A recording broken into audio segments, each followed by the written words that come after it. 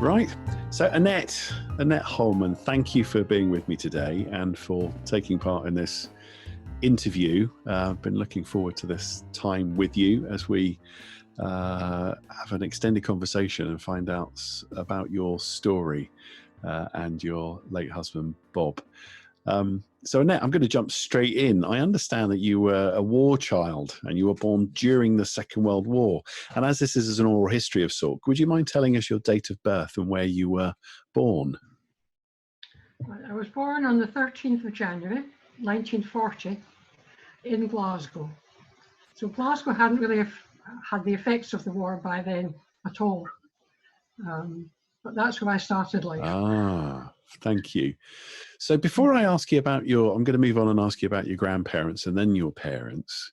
Could you talk about when you first became aware that a war was taking place? Have you got any early memories of when you realised that there was a war? And I don't have any kind of startling memories. But during the war, about 1942, we moved from Glasgow to a little village called Ellen, which is on the banks of the Clyde. So I can remember seeing troop ships going up and down, and hospital ships going up and down. I remember hearing gunnery practice up some of the lochs nearby. But I haven't any direct experience of bombs. Bob's experience was quite different. An aeroplane going right up Green Lane in Ilford and with its guns blazing, doodlebugs overhead, the V2 that fell less than 50 yards from his home and demolished it. You know, he knew about war in a way that I didn't. Yeah. And by the end of the war, were there any incidents that got closer? Anything you can remember got closer to home where you were? No. I mean, the Clyde Bank bombing didn't really affect me. Remember, I was only 2 around about the time that a lot of this sort of stuff was going on. So I had quite a protected war experience. You know, my father disappeared, but otherwise, life just went on. Yeah, thank you. So Annette, can you tell us a bit about your family background in Scotland? We'll start with your grandparents. What could you tell us about? Well, my father's parents, his mother died when he was 10. I think she had tuberculosis. He was one of 5. And so she died then. And his father died when he was 14. He had a heart attack. So I think his grandparents actually brought up most of the children, but by that time he was 14. On my mother's side, I did know my grandparents. My grandfather died from cancer when I was 10. No, my grandmother died from a stroke when I was 10, and my grandfather died of cancer when I would be about 13. I don't know about my father's mother. I don't think she ever worked. I didn't know anything about her history. His father was a waiter. He managed a kind of restaurant. He was a valet to Lord Dunlop. So at that point, the family lived in Park Circus in Glasgow, which is a very upmarket part of Glasgow. But they lived round the back in the little lodge house, all of them crammed in. My mother was one of 6, and they were brought up in the north of Glasgow, in and around Mary Hill. My grandfather was a house painter. They also became wardens of a youth hostel down in Crickhowell in Wales for a time. They were nearer one of their sons. And they were a gardener and a cook. So that was like their kind of backgrounds. Oh, I think I've got an anecdote here from our researcher, Simon, that your mother never told you where she went to school, but said, I went to the Ragged School. Yeah, if I asked my mother where she went to school, she always said she went to the Ragged School. I discovered when my grandmother died, they all went off to the funeral, but I was left behind and a neighbour was keeping an eye on me. And being a bit nosy, I was poking around and I discovered what I would now call a Roman Catholic missal with my grandmother's name in it. And at that point, I suddenly realised that my Uncle Frank was called Francis, and Francis was not a Protestant name. So I worked out that my mother had been raised as a Catholic. I knew she got married in a manse of the Church of Scotland in Old Kilpatrick, but so then I had to think, well, what do I say about this? And I decided that if they wanted to keep it a secret and didn't want to talk about it, I wasn't going to ask them. Years and years later, my mother did say that she had gone to Notre Dame School in Glasgow, which was then a fee-paying school, and she'd got a scholarship there. But she had to leave when she was the eldest of the six, and she had to leave because they needed the money. Yeah. Mm-hmm. God, thank you. And then I understand your mother worked as a secretary at Pilkington Glass. Is that right? Yes, that's right. Yeah. Yeah, we've still got the mirror that they gave them as a wedding present. Still got it. Yeah. Oh Yes. gosh, what a wonderful artifact to have and something to look at. Brilliant. Yeah. So, anything else about your mother that comes to mind? My mother was obviously a very, very intelligent woman who never really was able to use her intelligence to full purpose. She should have gone to teacher training college or somewhere at some point. My father always took the view that he kept my mother. He looked after her. At one point, they had a bungalow right opposite a school. This was after I had left home. And she wanted to get a job as a secretary there when it was advertised. And he said no, because he wanted her there when he came home for his lunch. Now, he didn't come home for his lunch every day, but this was all in keeping with, he was the man of the house and she was there to keep track of him. Now, she wasn't by any means a doormat. She had a mind of her own and she would speak out when she had to, but she didn't defy him. She didn't apply for the job. But she could have done so much. And she was also very good with her hands, and she had beautiful writing. When we moved to Ellen during the war, a house had come up for rent, I think, and she wrote a letter to say we were interested. And I was told afterwards that we got that house because the man who owned it was so impressed by my mother's handwriting. It wasn't passed on to me. I had special lessons for handwriting at school. So she made lampshades, she made curtains, she sewed, she knitted, lots of talent. Oh, wow, amazing. And I understand your father was raised a Protestant. Oh, yes. Yeah. Yes. And what does that? Well, about that? I don't really know all that much about his childhood because he never talked about his childhood. But years and years later, I met one of my uncles out in New Zealand, and he said that the family hadn't really approved of him marrying a Catholic, although none of them actually really went to church. Right, okay, yeah. So, but obviously they got married in the Church of Scotland, and later on, I was baptised in the Church of Scotland. So there was a kind of cultural link, if not a spiritual one. So this mixed marriage, how much of an ongoing tension was it? There was no tension. Just initially, it was a little. Well, I think initially, because of the war, I think both families kind of scattered.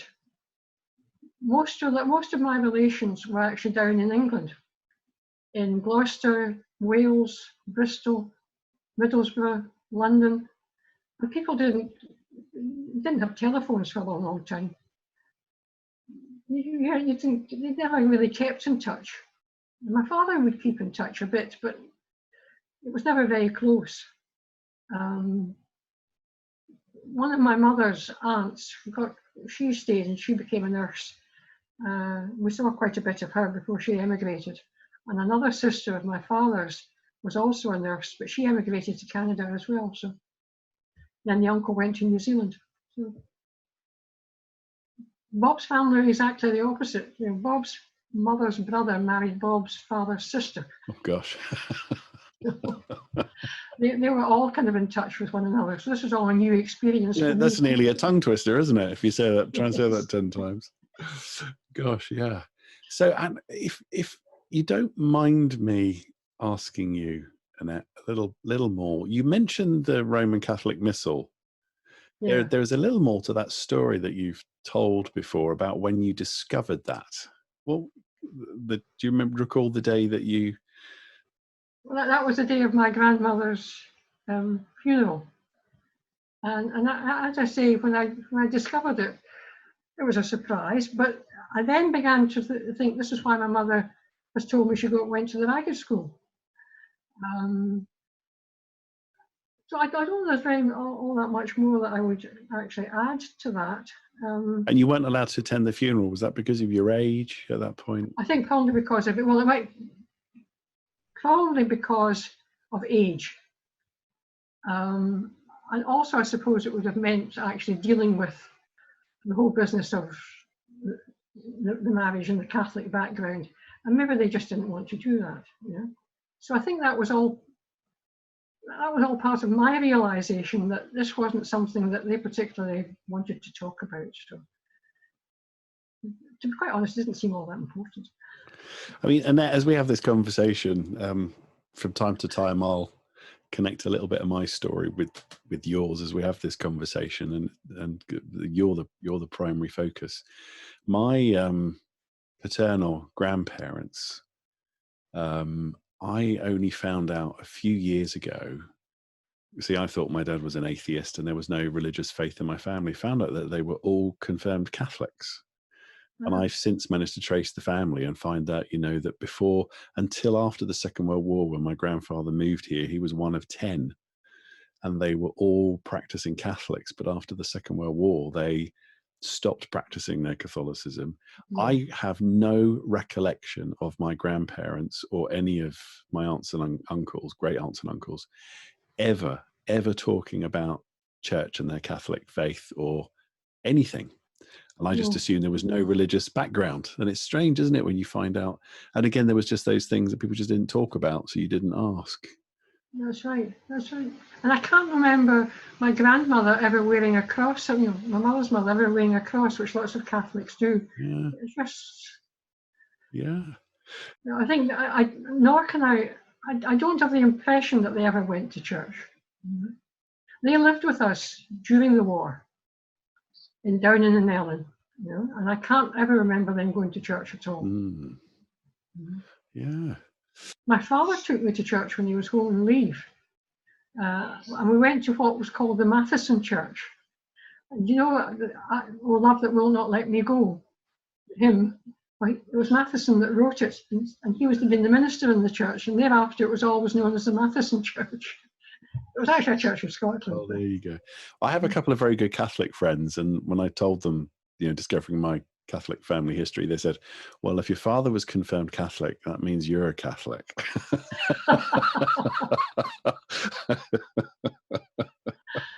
Well, that would have been my mother. Well, we are Catholics, we're just not Roman Catholics. Yes, there we go. Exactly. That's the answer I should have given them. So Annette, tell me a little bit more about your father. I understand he joined the Merchant Navy. Is that right?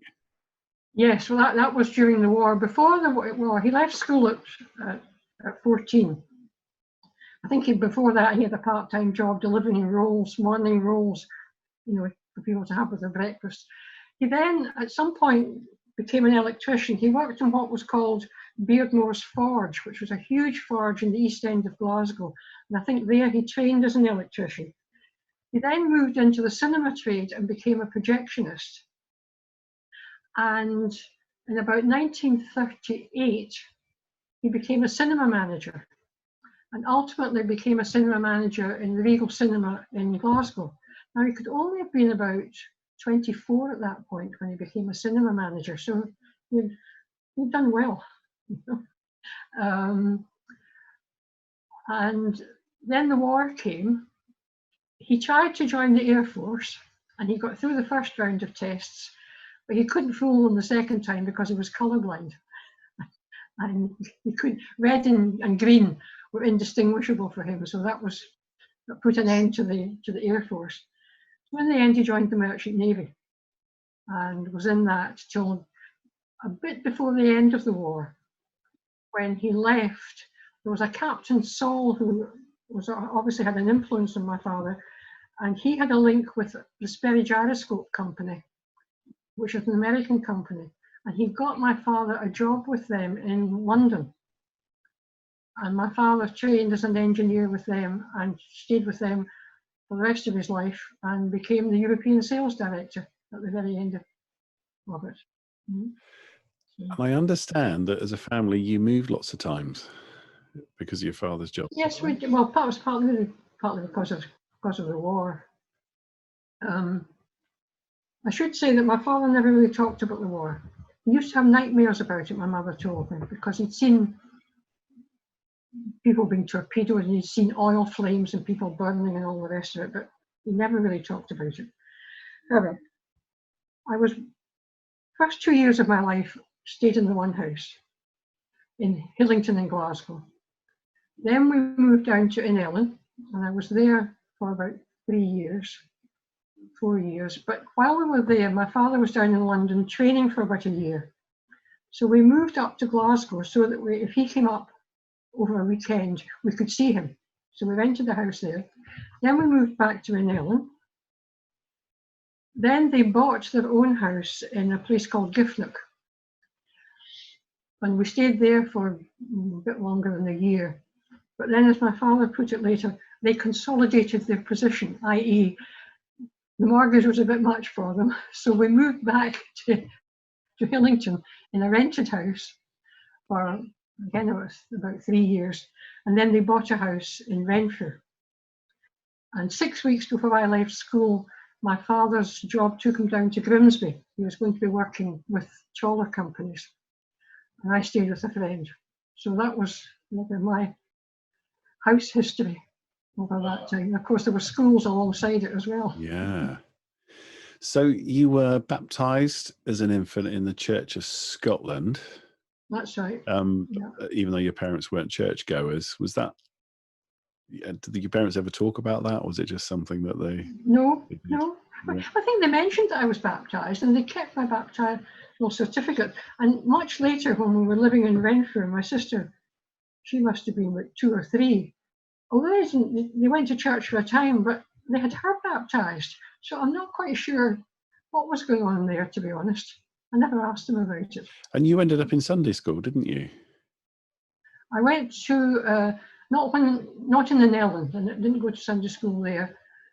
And I can't remember going when we lived in Giffnock, but when we got to Hillington, I went to Sunday school there. And then in Renfrew, I went to a Sunday school there. It was a very well attended church. There was about 900 members. 900?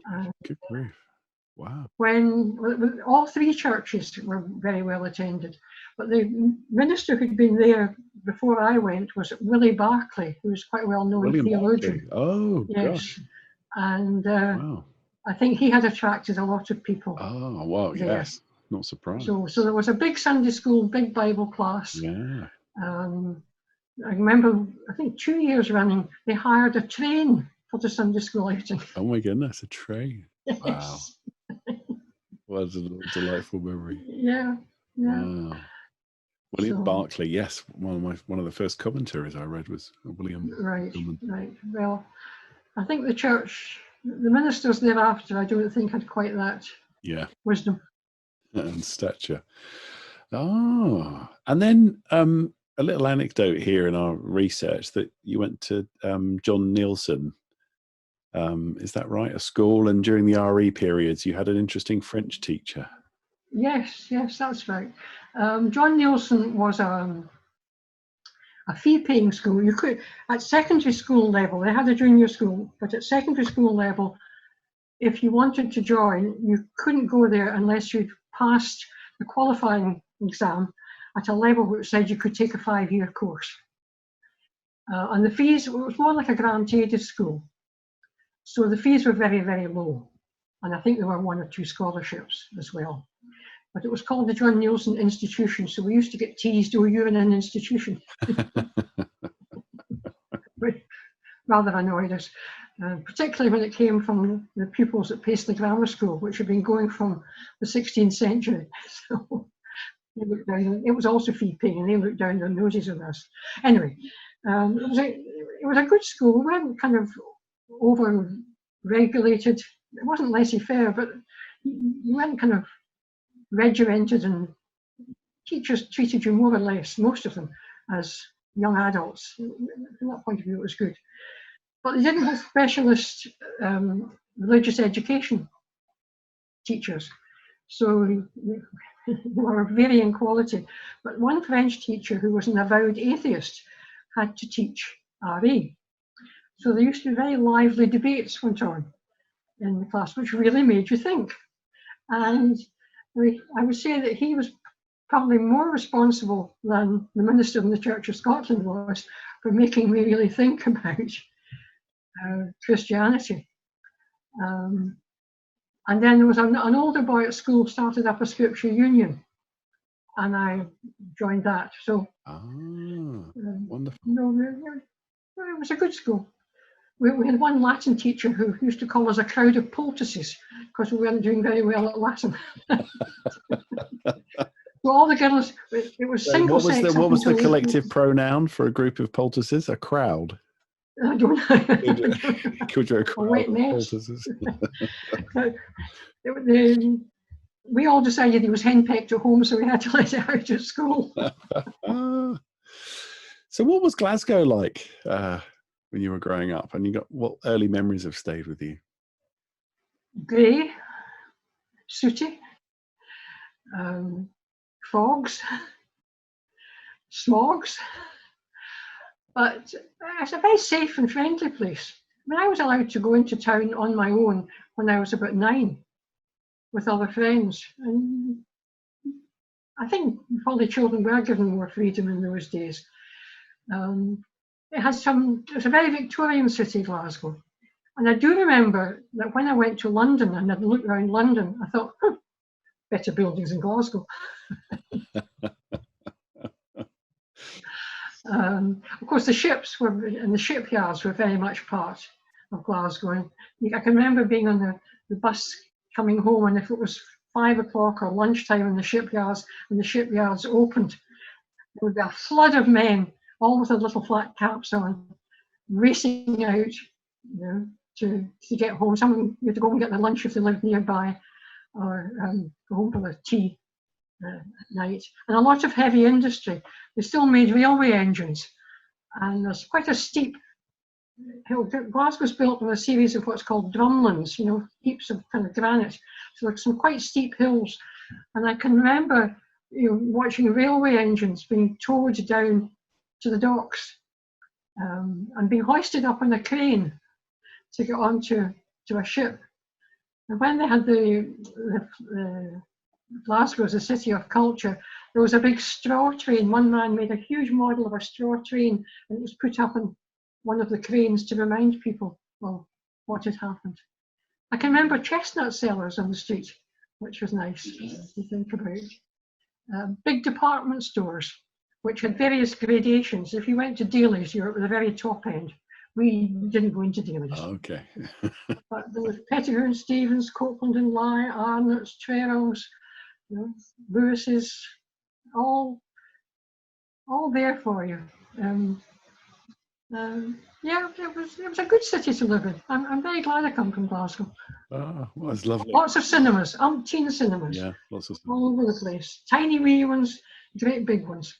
Mm-hmm. It sounds a bustling city of industry. I'm from Luton, and when I was much younger, we had Vauxhall, Electrolux, Skefco, all these huge working class production. I mean, it's why my grandparents had relocated there from Scotland and northeast of England, and I remember this almost like sea of humanity. At the end of a working day, you knew there were certain times you couldn't be out, you wouldn't be able to get anywhere, and then set times of the year. I remember as a child when there were like set holiday breaks, and the whole place would become like a ghost town. And I'm just the Glasgow Fair. Glasgow must have been that times 10. Must have been huge. You've got photographs of the stations in Glasgow, particularly Central Station. Last fortnight in July was always the Glasgow Fair when things shut down, and it's absolutely, you can't see the ground for people. People used to go down the water. They went down the Clyde to places like Rothsay and Dunoon and in Ellen, for their holidays. Very, very different these days. Oh yeah, it must be very, very, very different. So in Scotland, there was still a bit of religious sectarianism at that time, historically. Did you have any awareness of that in your family? I don't think I had a great awareness of that. Certainly not when I was at primary school, because the schools are, you've got Roman Catholic schools and you've got state schools, which are effectively, or were effectively Protestant. You know, if you identified as Protestant, you went to a state school, and if you identified as Roman Catholic, you went there. So you didn't get to know Roman Catholics. Because of my parents' marriage, there was never any anti-Roman Catholic or anti-Protestant comments in our house. In fact, I can't remember anti-Jewish comments. I can't remember anti-people from Africa, India, or whatever kind of comments. I don't remember prejudice of that sort being part of my childhood at all. I gradually became aware of the Rangers-Celtic divide. You know? Years later, when we came up to Scotland, my son went to school. And first of all, one of the questions that was put to him, he was 6 at the time, he said, "What are you?" He looked at them very puzzled and he said, "I'm a boy." And then they said, "Well, what team do you support?" He said, "I don't support any team." They thought this was a very strange creature that came out. "Well, do you go to church? What church do you go to?" So we did go to the Baptist church then. So we went to a Baptist church. They said, "You support Rangers." It's like Harry Potter sorting hat, isn't it? An older version. You got sorted at school for them. They decided. So from a Baptist to Rangers, brilliant. Yeah. Oh, that's great. So Annette, I got down on your bio here that you had a little stint abroad at school. Is that right? Yes, that's right. My father was sent to Holland to work for a year when I would be 8. My mother had had my sister in the May, and the following August, September time, he disappeared to Holland for a year. So in about the following May, we went out there for about 3 months. And I couldn't go to the diplomatic school because they taught in French, and I didn't have any French. So they decided that since we were living in Holland, it would be better for me just to go to a Dutch school, and I could pick up a bit of Dutch. So I did that. That was all the headmaster spoke English. Nobody else in the school spoke English. But you pick it up and you get friendly. And how old were you at that stage? I would have been 9 by that point. And then you weren't fussed at all. You were up for this adventure of turning up to a school and. Well, you see, I'd gone to an Ellen school twice. I'd gone to Thornley Bank. I'd gone to Hillington. It was just, well, here we are in another school. Let's get on with it. Fantastic. Gosh, that's amazing. So Holland was lovely because it was off rationing. Sweets weren't rationed in Holland when they were still rationed over here. You could get waffles with cream and dried fruit in them. You know, lots and lots of luscious things that we couldn't actually get over here. So you went into the greengrocers and you asked for carrots and they put them in the machine and scraped them all clean for you. I thought this was a wonderful place to be. You didn't have to go home and peel the vegetables, which was one of my jobs. That's fantastic. So tell us a bit about high school, Annette. What was that like by the time you got there?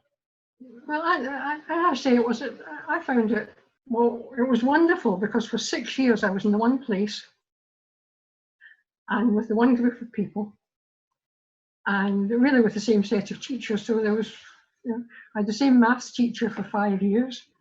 I didn't like maths very much, but I liked him, so stuck with it.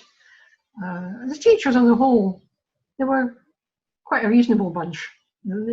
As I say, they didn't treat you like children.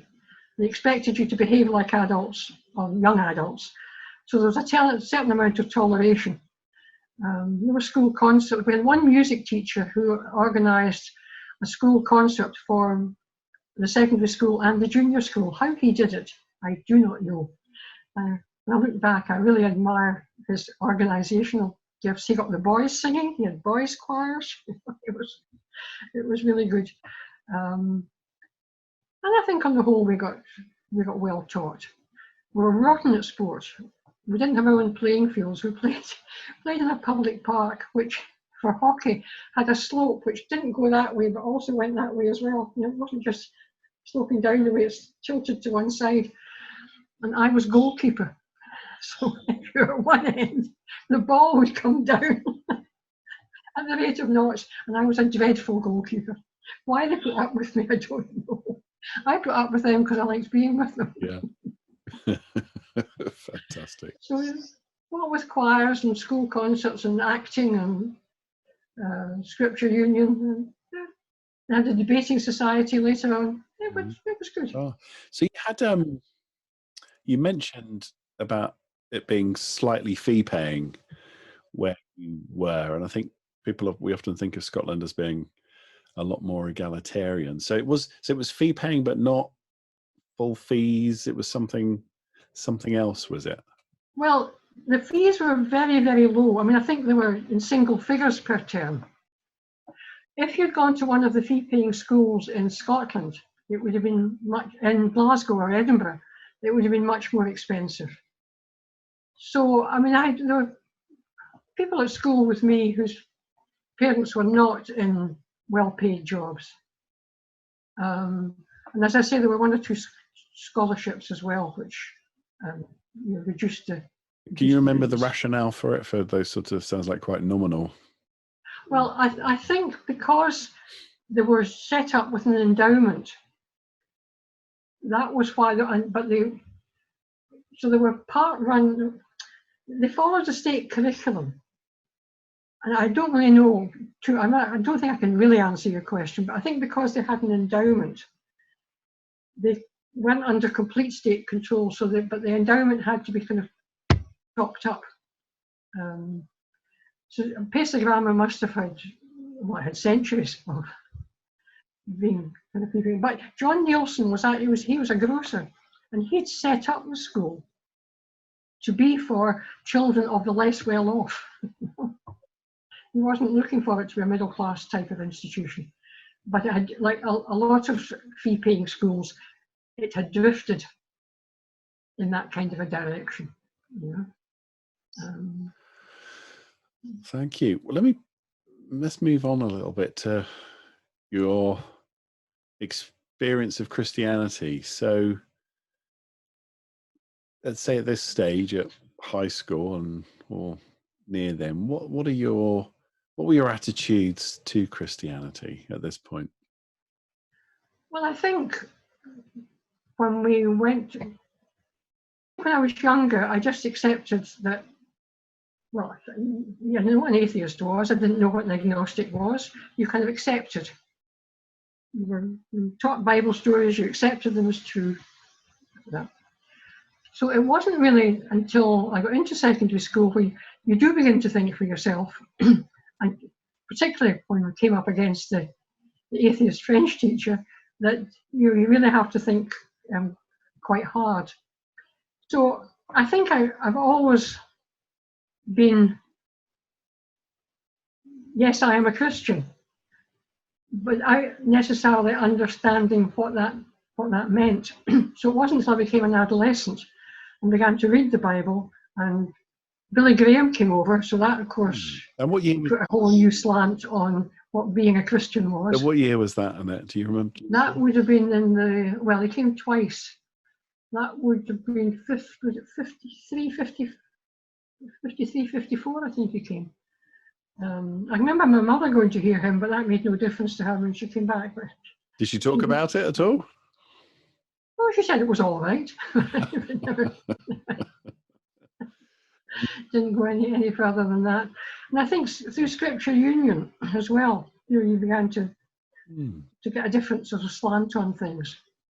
What was it? If I can just ask you, what was just want to pause a little bit there. So you went to Billy Graham. What's your recollection of that? Of going to that and hearing him?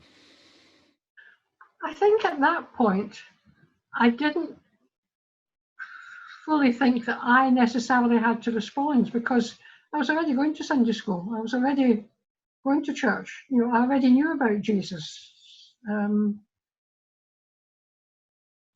So although I enjoyed his preaching and I enjoyed the atmosphere in the rally, and I was pleased to see people going forward, I didn't quite connect it with me. You know, that took a longer time. I think it took really through Scripture Union, sort of reading the Bible and reading Bible notes and thinking about it. The debates with the atheists, taking the point where I thought, well, am I really a Christian? Or am I just kind of accepting it? What does it mean to be a disciple? To be a follower? Do I want to be a follower? So it was inching down that road, I think, of really accepting that although I knew a lot about, I didn't actually know Jesus. And if I wanted to go any further, I had to get to know him. So that was the route. And then there came a point where this was going over and over in my mind, and I was away staying with a friend down in a caravan that her family had, a wee place called Maidens down in Ayrshire. And I went out for a walk by myself, I can't remember why, but on that walk I thought, you've really got to decide what you're going to do about all of this. And I can remember getting, I suspect it was, I'd broken into what was then National Trust property at Culzean Castle, because there was a broken down fence at the back. Anyway, I was walking in the woods in there and thought, make up your mind. Are you going to actually commit yourself? Are you going to, I was remembering the kind of Billy Graham type stuff and all the rest of it. Are you going to pray and ask God into your life in a real way? So I did. But that wasn't the end of the story, because a few weeks later, I went to a rally in Glasgow, and it was led by a man called Tom Allen, who was a Church of Scotland minister, who was in St George's Chaw, lovely, lovely man, very gracious.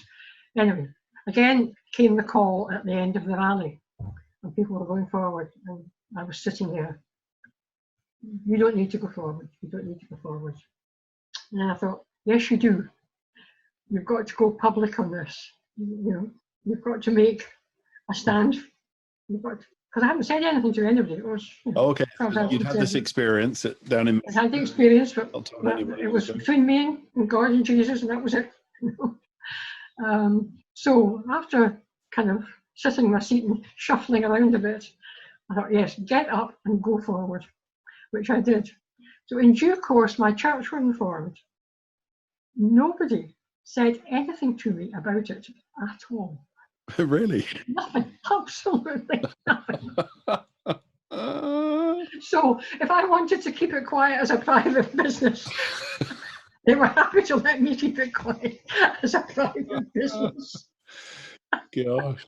I think the minister who was there at the time, I don't think he was quite into evangelism of that sort. Yeah, okay.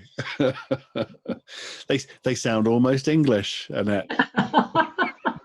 Like, oh, that's nice. Carry on. Well, fascinating. Fascinating.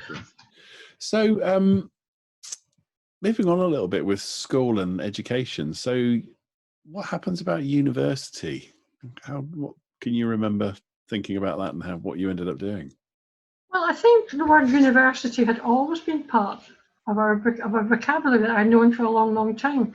I can remember when I was in Holland, my mother and I having a very long conversation about what would I like to do, and I would like to be a doctor, I'd like to be a vet, or going to university. And I think maybe because she knew she had missed out on going to university, it was just a kind of accepted, well, if you want to go to university, you can go to university. Why shouldn't you go to university?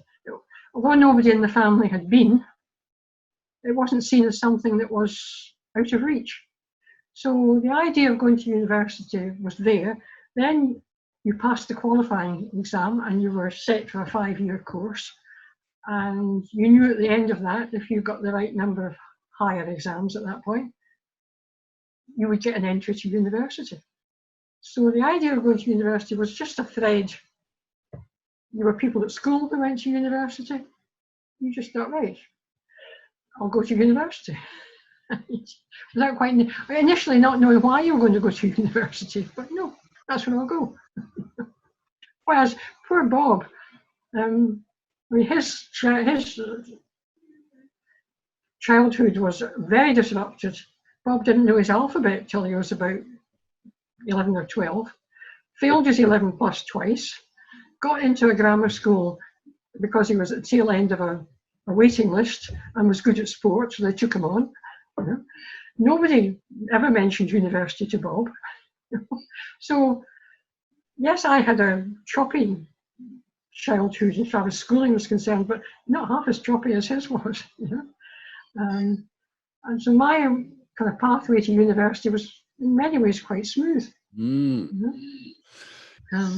It's fascinating, isn't it? I remember my parents, born in the 40s, yeah, aspired for me to go to university because working class background. It's interesting that with so many people, that whole cultural transformation from universities becoming accessible. And I do remember my mother telling me, my father was very, very bright, but never got to university. She said, your dad should have gone to university. And I remember that sort of aspiration, you know, that you will go to university, how that emerged, you know, culturally, didn't it? It became something just started to be aspired to and seen as normal to do. So that's your path. You end up there, and Bob has a very different route in. Well, he did. I mean, yeah. When Bob was converted through Covenanters, I think God blessed him at that time, because when he went to a school that had been a secondary modern, and it had just been changed into a grammar school. That's why more places became available. He got in at the very last minute. He had a primary school teacher who believed in him and, you know, helped him a great deal. But so he got into the grammar school. About the age of 13, 14, he blossomed. So he ended up getting a state scholarship. So this boy who'd been at the tail end of getting in, now his headmaster, and I feel for this headmaster in many ways, there he is amongst all the other grammar school heads, and he's the head of this secondary modern. He's got a pupil who's got a state scholarship, who's got a chance of going to Oxford.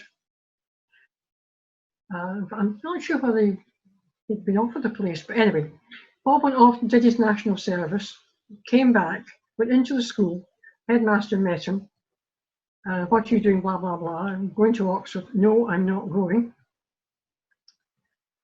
And the headmaster turned on his heel and walked away and never spoke to him again. But I think there was that man. There was something. His school had achieved something, and Bob was taking that away from him. So I don't agree with what he did. He was ungracious, but I do appreciate where he was coming from.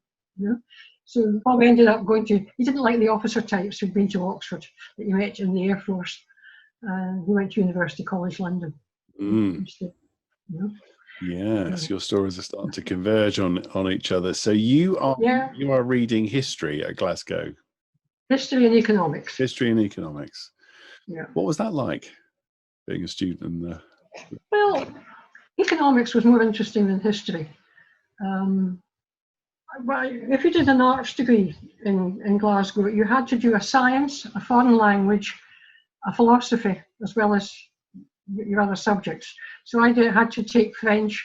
I wasn't allowed to do psychology because you weren't allowed to do that in your first year, and I wanted to get that out of the way. So I did botany, much good it did me.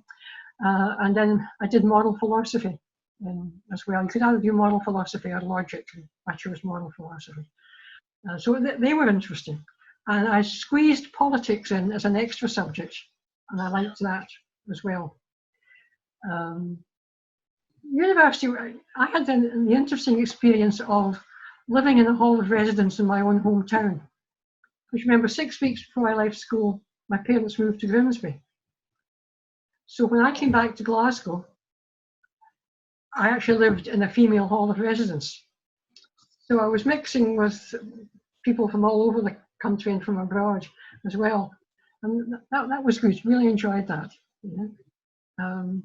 And when I was leaving school, the boy who had started off Scripture Union, he said to me, don't go to the student Christian movement, you go to the Christian Union. So when I got to university, I went to the Christian Union. And I felt a bit of a fish out of water there, actually, because they all spoke the language of Zion very fluently, very, very fluently. And I went to my first Bible study, never been to a Bible study before, and it was on the book of Amos.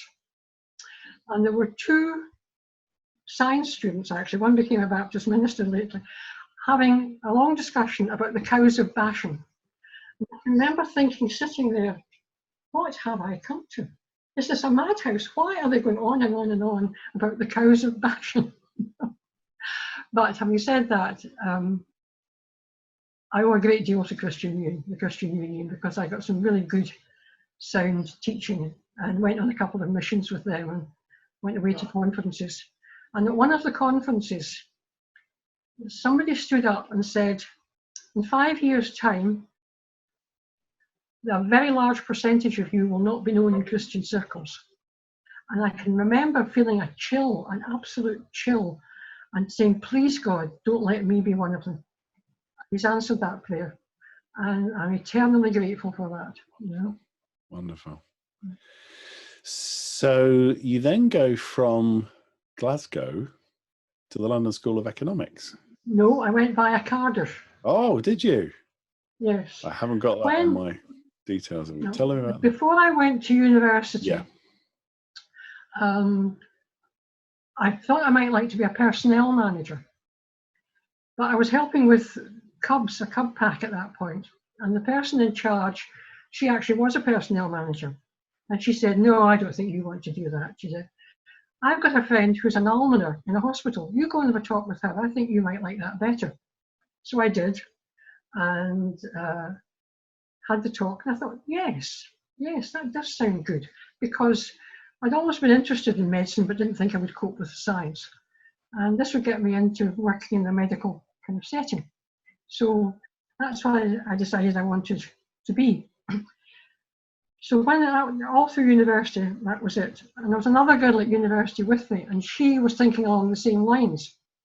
So the pair of us sat down one day and we said, now, we're not going to stay here and do a social science diploma, because before you could get on a social work course, you had to do this.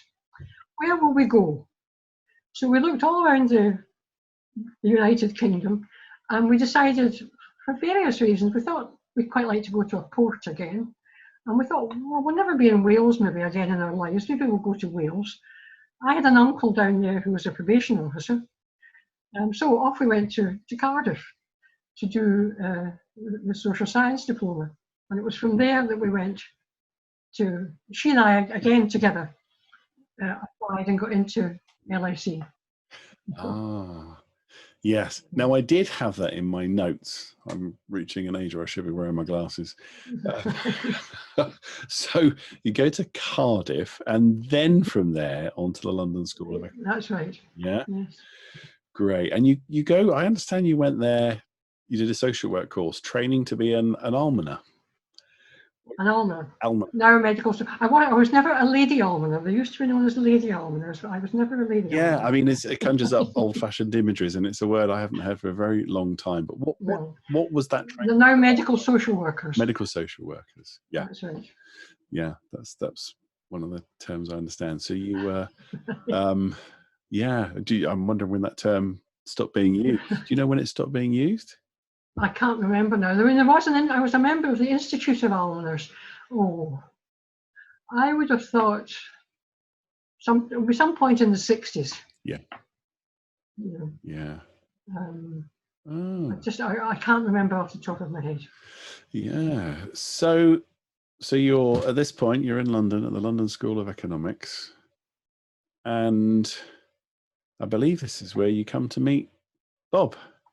Yes, well, yeah. My friend Christine and I walked into the building of LAC, and there was a big notice board.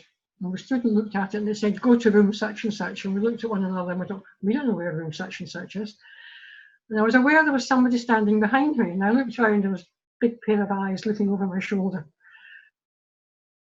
The mouth didn't say anything, just read the notice and set off. So Christian and I looked at one another, we'll follow him. It was Bob. So we followed him, and he got us to the right place. And then later, you had to do a placement.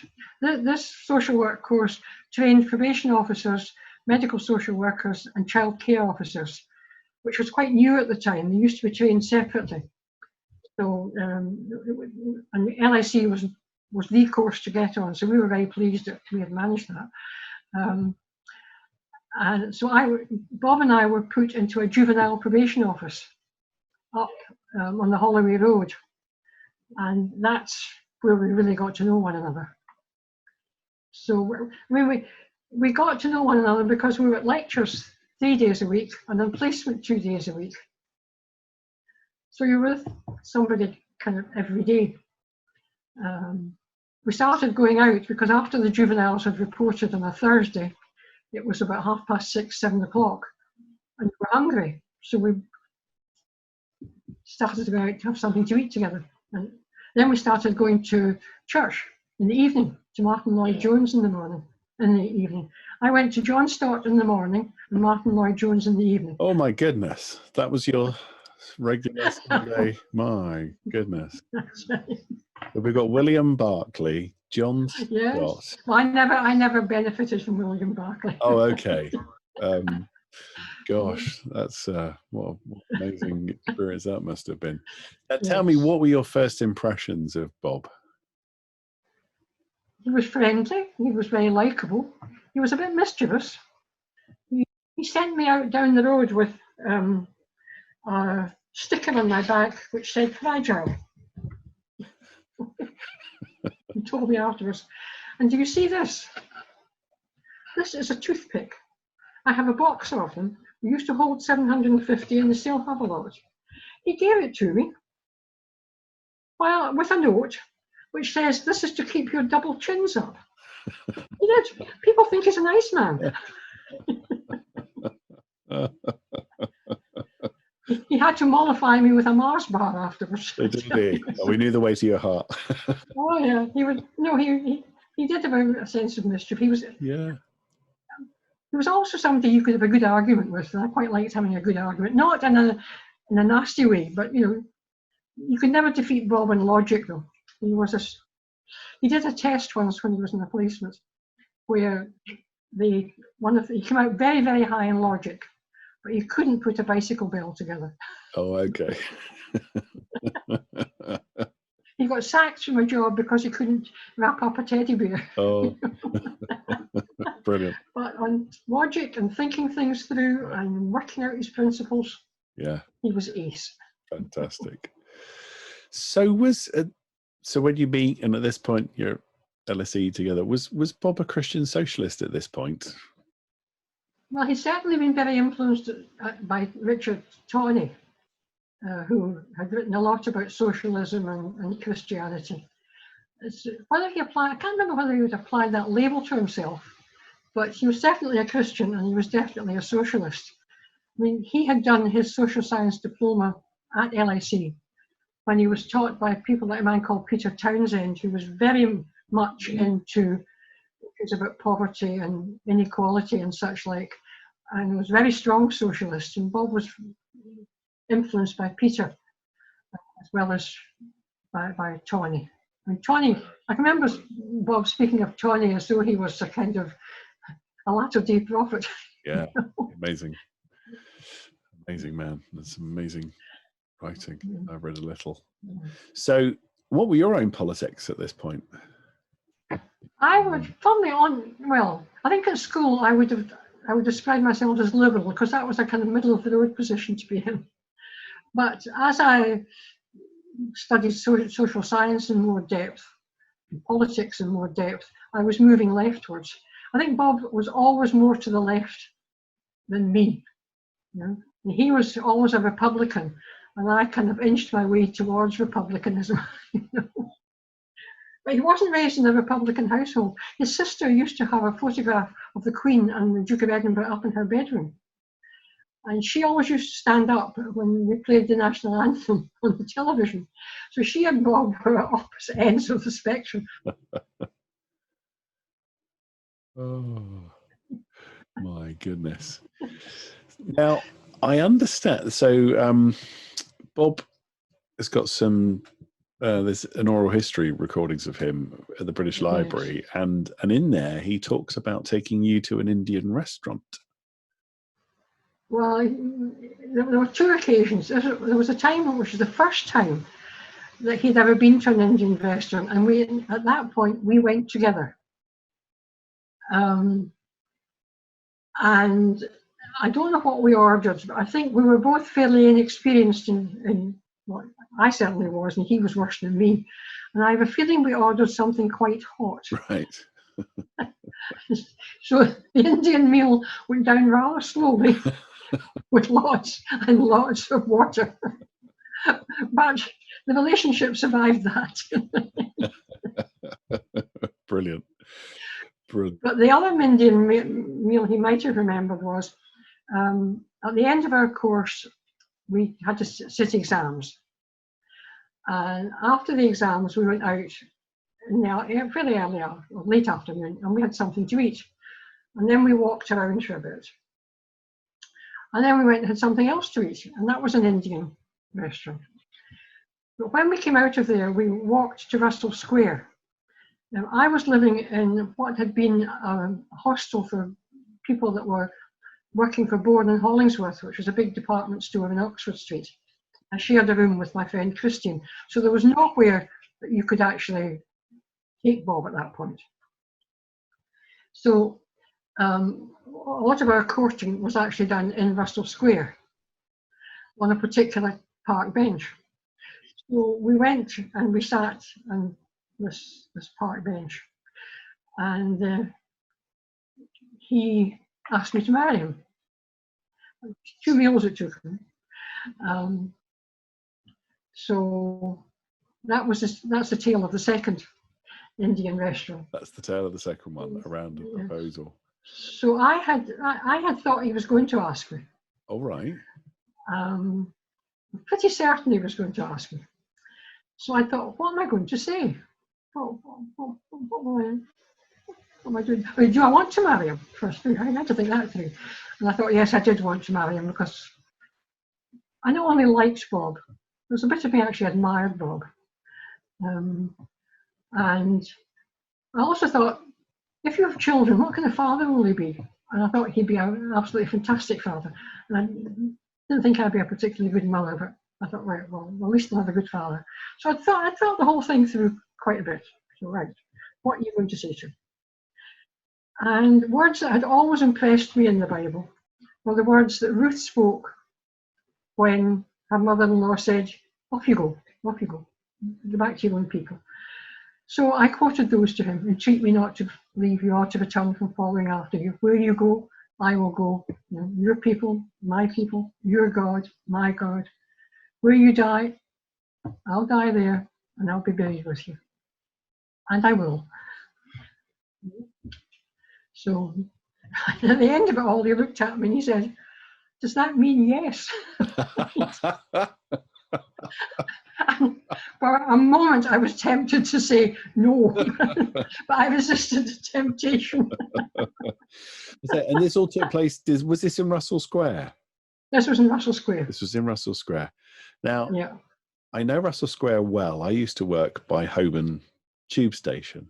Right. And over lunchtime, sometimes we'd walk up there. So I look forward to one day when I go past there and know that that's the place.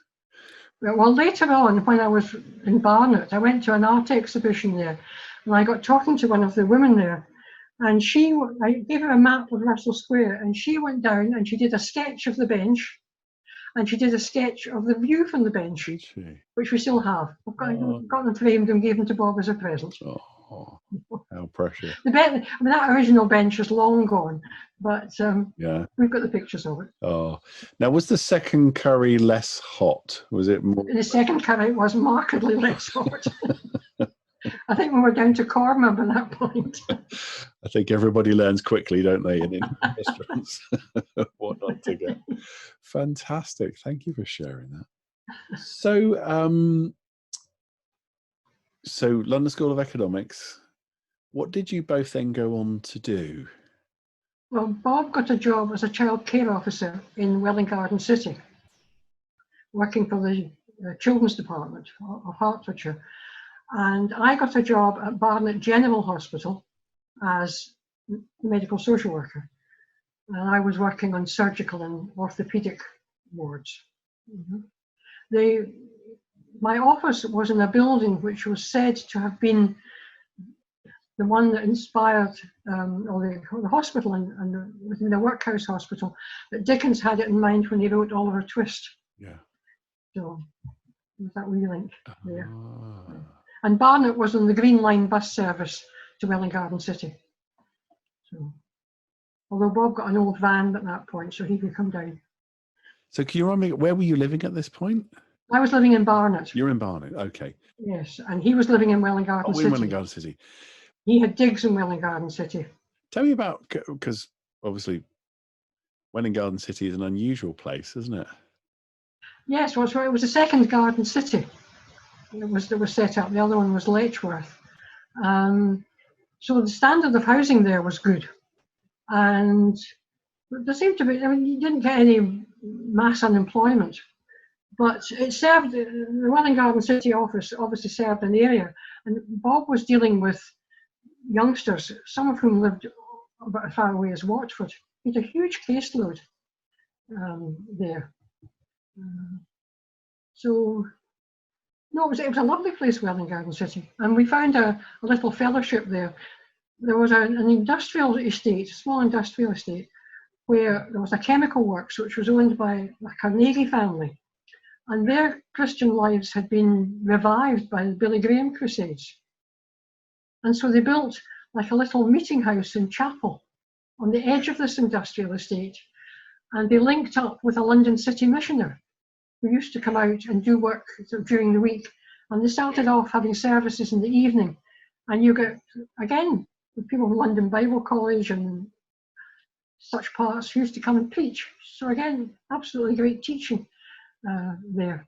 I actually went to a little Brethren assembly in Barnet, which was a lovely wee place. It's funny you mentioned, so mentioning Welwyn Garden City, I remember in the early 70s a Lido there.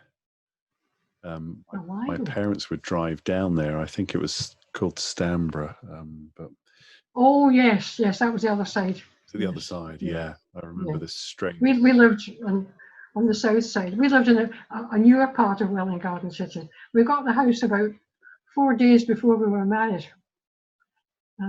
Bob had, for some reason, I can't remember why, but his landlady couldn't put him up for a bit, and we thought we were going to get a flat we were married in September. We thought we were going to get a flat in August, but it didn't turn up. So for 2 or 3 weeks, Bob actually lived in the Children's Department office. There were camp beds kept in there, because if a foster mother needed one, urgently, it was there. So he was always there first thing in the morning, and he was always there last thing at night. Nobody, if anybody knew, nobody said anything. But we didn't get a flat, but we actually were given a house, which was much better. Yeah. Brilliant.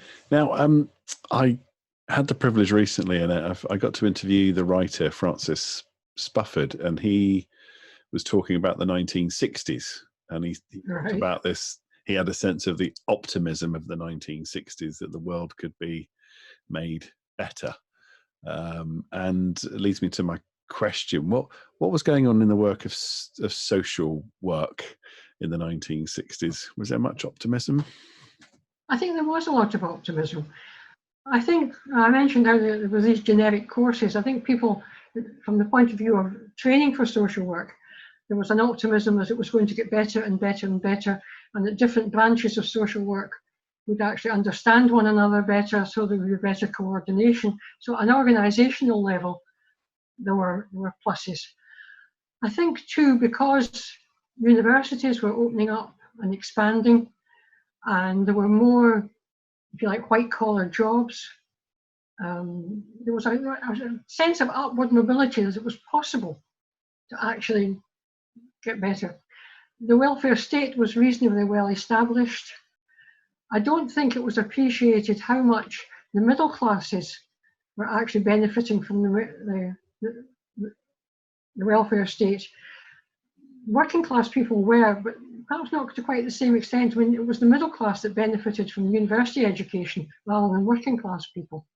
I think the same might be said of the health service. The middle class benefited more. So there were generalised things that were happening in the community from which everybody benefited. But I don't think at the time, people at Peter Townsend were beginning to do that kind of work, which was going to expose just how much better the middle classes were doing. But although there might be a slight narrowing of the gap, it actually wasn't narrowing to a huge extent. Slums were being pulled down. There was, housing was getting better. So there were lots of things you could say, yes, life is better for the whole population. People were getting washing machines, labour-saving appliances were coming into homes. Telephones were appearing in homes that had never had them before. All kinds of things were happening that in the past people had been much more isolated and hemmed in. And maybe also at the age that we were, I think when you're young, you think you can change the world. That kind of optimism and idealism. As life goes on, you think, well, maybe not just yet. Well, you mentioned telephones, and there's something you said right near the start of our interview about telephones and using them, and the telephone book in the home. You just mentioned it in passing, and you made me realise how important. I remember my grandparents and parents and everyone. The book next to the phone was like the most important book in the world, because it was the only way you knew how to contact someone, wasn't it? It had their number in it. I think you think now how the world's changed. And you'd have to ring a relative, wouldn't you, to get them to look in their book to give you the number for someone. That's right. We were very fortunate because of my father's job again. A, he got a car in 1946, which was luxury, but B, we got a shared line telephone. So you could use the telephone was because ships had to be able to contact him if they needed him, to go and fix problems and things like that. So we did well from that point of view. Oh, wow. So you are, let me ask about how Bob came to move into academic life. How did that come about? Right, well, we were in Welwyn Garden City, and I think Ruth had been born by that time. So I had obviously stopped work. And he got an envelope came in the post with the advertisement for a job in Swansea University, and kind of looked at it and read it and put it in the wastepaper basket. And when he took it out of the wastepaper basket, he noticed there was something written on the back of it. And it was a letter or note from a Professor Titmus, who was again a professor of social policy at LSE, and it said, "I think you should apply for this." So he did apply for it. The children's officer got to hear of his application, and she got in touch with him, and she said, "Bob, we don't want to lose you to Hertfordshire. I think you'd make a good teacher. I think you'd make a good researcher. We're starting up a course for mature students in Stevenage College of Further Education. Would you think about applying there?" And so he turned down the job at Swansea and went to Stevenage College of Further Education. And that's how he got into the more academic side of things. And from there, two years later, 3 years later, he was invited to apply for a job at Birmingham as a lecturer in social work. And that's how he got finally to Birmingham. You mentioned Stevenage, so you're getting closer to my hometown at this point of Luton. So I know Stevenage, so I can just picture. Well, we moved even closer. We moved to Hitchin. Oh my goodness! Well, we lived in Hitchin. My mother ended up living in Offaly. Oh yes. Yeah. Gosh. So there you go. Yeah. You moved. I can see you moving up through Hertfordshire. Well, we bought a house in Hitchin because at that point we thought we were going to be staying. Bob would stay in Stevenage, and houses were too expensive in Welwyn Garden City. So when we moved to Hitchin, I had David there. But shortly after David was born, he was born in the August, and in the September, October, Bob moved to Birmingham. So I was left in Hitchin with 2 children under 2, no telephone, no car, not knowing my neighbours particularly well. It lasted for about 6 months, so it wasn't all that bad, but it did give me an appreciation of what it was like to be under pressure. And I didn't have financial pressure, remember, I didn't have housing pressure, but it certainly opened my eyes to a lot of things. So at the time it wasn't good, but it was good for me in the long run. And in Hitchin, I can picture you there. So, so Annette, so you've gotten married in your 20s. You've had 2 children relatively quickly, I understand. And I think people forget that it used to be normal for people to have children in their 20s. Yes. And it was often assumed that wives would stay home with the children, didn't they? Yes. What was going on with you and family life and thoughts of your professional life at that? Well, I think when they were very small, I remember by the time we got to Birmingham, David was still only about 2. When I moved from, we got the house in Welwyn Garden City, I didn't want to go and be a medical social worker in the hospital there because I knew the head. I hadn't had a particularly happy experience with the head where I was in Barnet. The others were absolutely wonderful. And I thought, I don't think I want to go and work again in that with somebody that I don't feel all that kind of comfortable with. But at that time, you were allowed to teach if you had a degree in England. So I got a job as an infant school teacher, and after a bit was duly pronounced proficient by Her Majesty's Inspectorate. And I enjoyed that. So over a period of time, one of the things I thought I might like to do would be to become a head teacher in an infant school.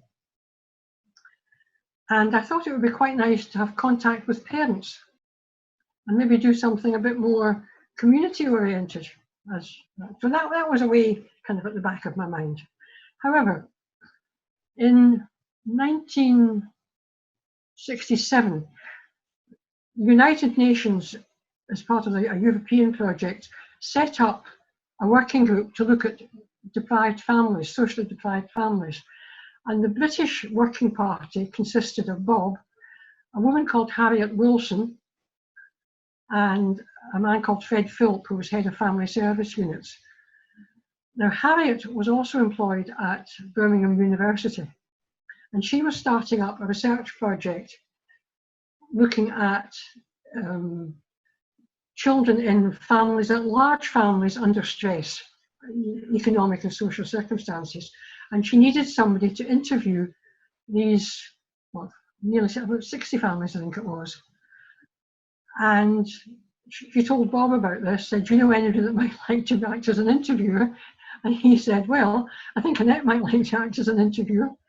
And so I did. So over a period of 2 years, I interviewed these 60 families, and they taught me a lot. Oh, what I learned from those families was absolutely fantastic. I had a set schedule that I had to go in and look at the family circumstances. They had to have a nursery age child and a boy who was either 6 to 9 or 11 to 13, I think, because they were also interested in the roots of delinquency and parenting and whatnot. So I had my schedule. But one of the benefits for the families was that the nursery child, age child, got to go to a playgroup in the Centre for Education at Birmingham. They got taken in there by bus. We also used to collect clothes and all sorts of things for them. So what used to strike me when I didn't go into the nursery all that often was in their own surroundings, in the slum areas of Birmingham, surrounded by other children who were also not well dressed and we pinched faces and whatnot. You had one view of them. They came into this Galt toy, wonderful equipment, freshly painted place for them to play. And there they were with their ill-fitting shoes and their ill-fitting clothes. And boy, did it highlight their poverty. Did it highlight it? It was heartbreaking. You know, and most of them were living in houses that they should have been paid to live in, never mind paying rent. You know, it was absolutely appalling. So the houses would be knocked down round about them all the time. There was dust everywhere. There was one boy in the sample who got to grammar school. He got told off at grammar school because he had mud on his shoes. That boy had to walk across a demolition site to get to school. In the woodwork class, all the other boys had woodwork aprons. He had his mother's rose-printed pinny on, back to front. Fortunately, Bob's father was a removal man, and he gave me, it was a bit too big, he gave me a removal apron, and I was able to give it to the boy, because it was a wound to think of what that lad was having to go through.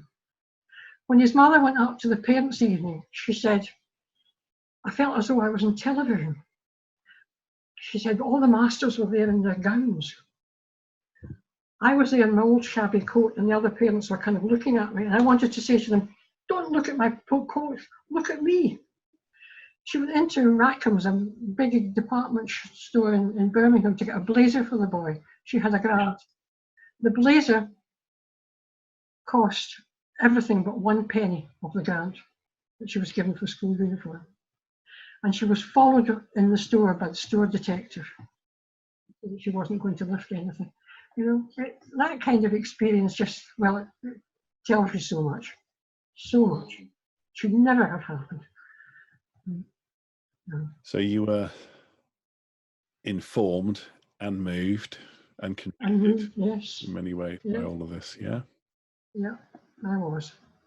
And when that job finished, another job came up as a research assistant on a project that was looking at decision making in childcare.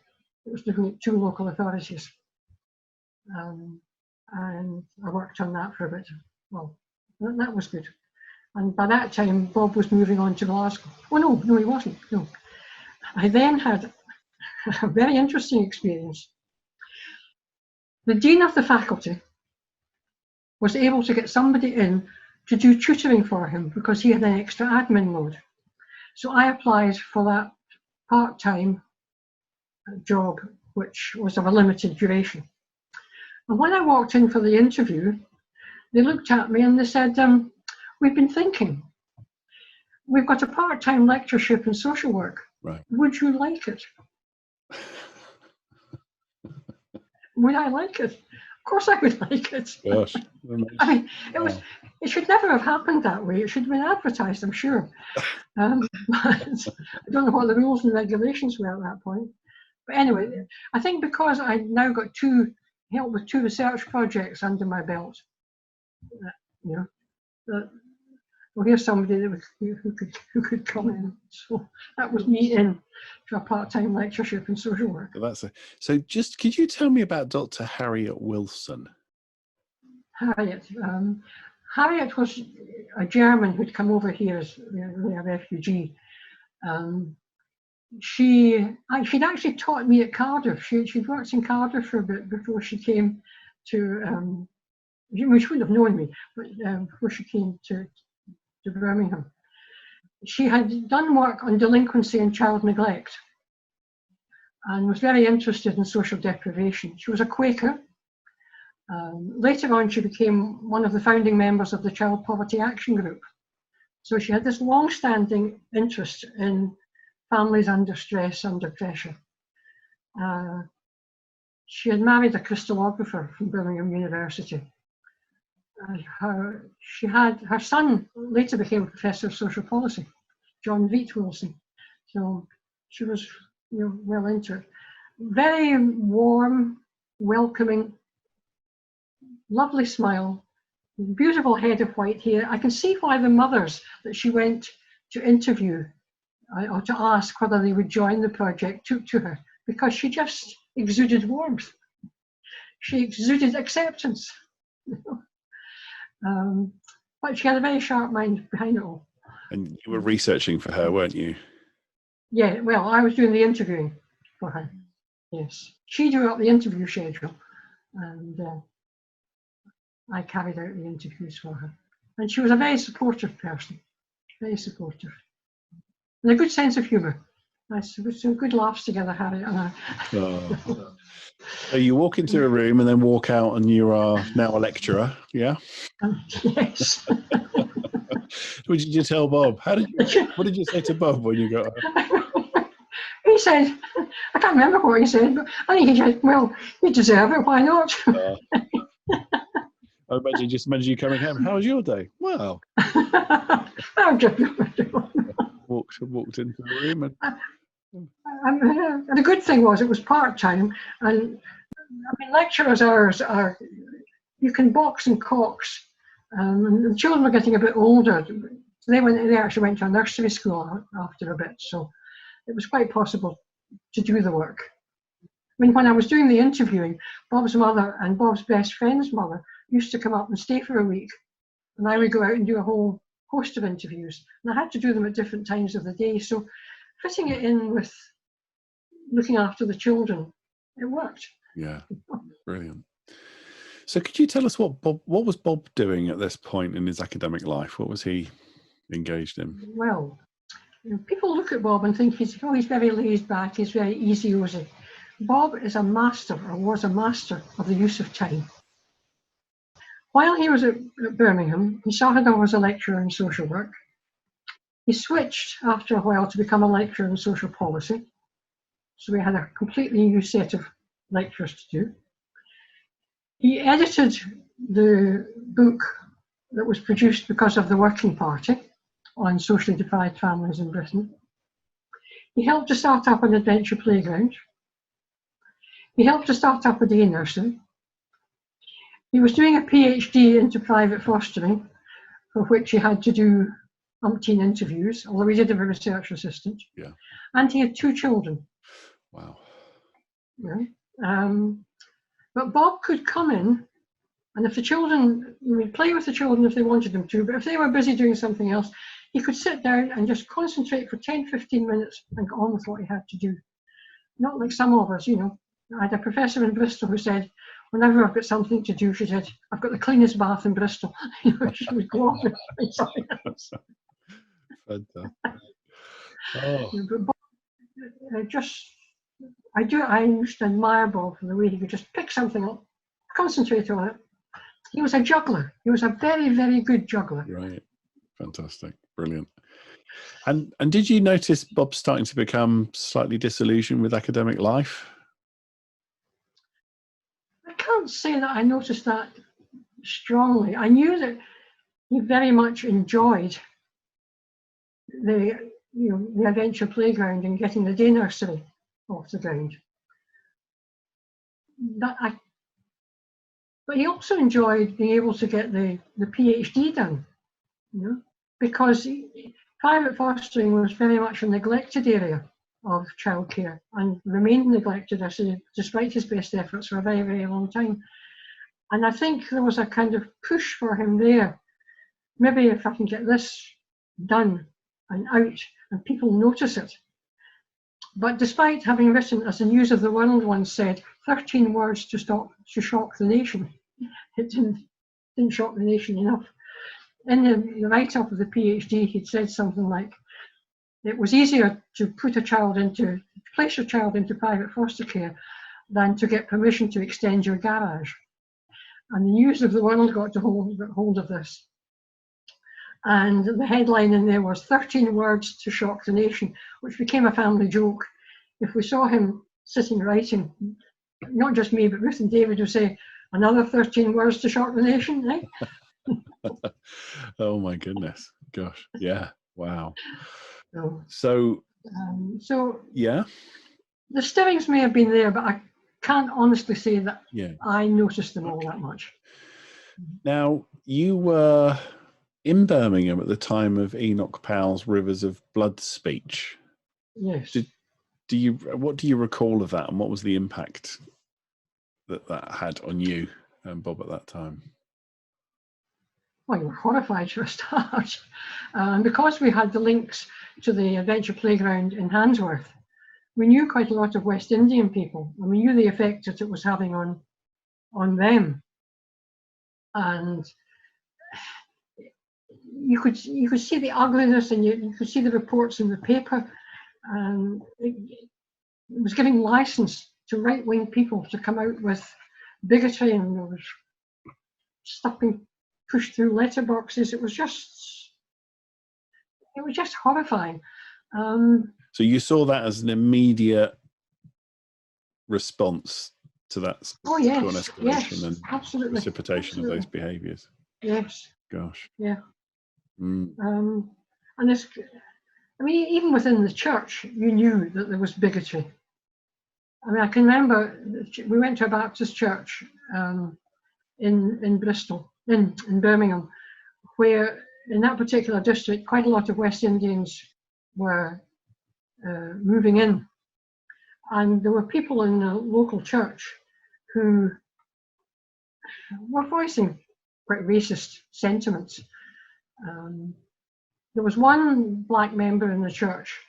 He was a headmaster. He was a lovely, lovely man.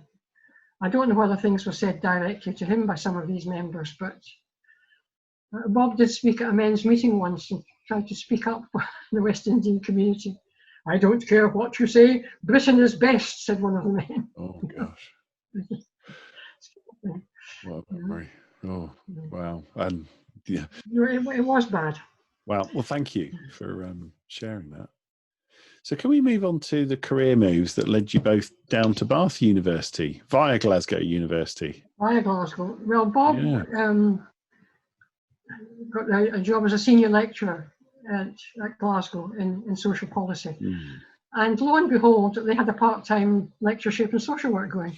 So this went, so it sounds they like... They also had a part-time lectureship in social work going. There's a theme here, isn't there? So back to Russell Square and back to your... That's right. Ruth, when God heard me say I would follow Bob, God said, don't you worry. He didn't tell me this directly, but God was saying, you'll be all right.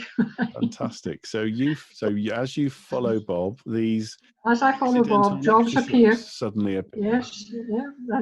So this job appeared, so I moved into that, and we moved to a house not all that far from the university, in a very posh area called Kelvin Side, where it had been a free church manse. I had about 13 rooms in it, but I'd been divided into 2 flats. Very high ceilings, very big rooms. When the electric power cuts came, we had to decamp upstairs where the ceilings were lower and live there. Anyway, so Bob became a lecturer there. The children went to school there. That's where, what are you? I'm a boy. And no, you're a Rangers supporter. All came up. I cried when I left my children at that school, not when I went to school in Birmingham. The headmistress shouldn't have been allowed near children. She was just not interested in children at all. Was interested in herself and defending the reputation of her school. Was allowed the children to come home one day, David's class to come home from school one day without notifying the parents, and told the children, if you know your mummy will be at home, you can go. Well, I was always at home when David came home from school. So, in fact, he came out of school about 1 o'clock or 1:30. He didn't realise I wouldn't be there. The downstairs neighbour was in, and she took him in. And when I went down to school, what's his problem? Why didn't he want to stay at school? There was a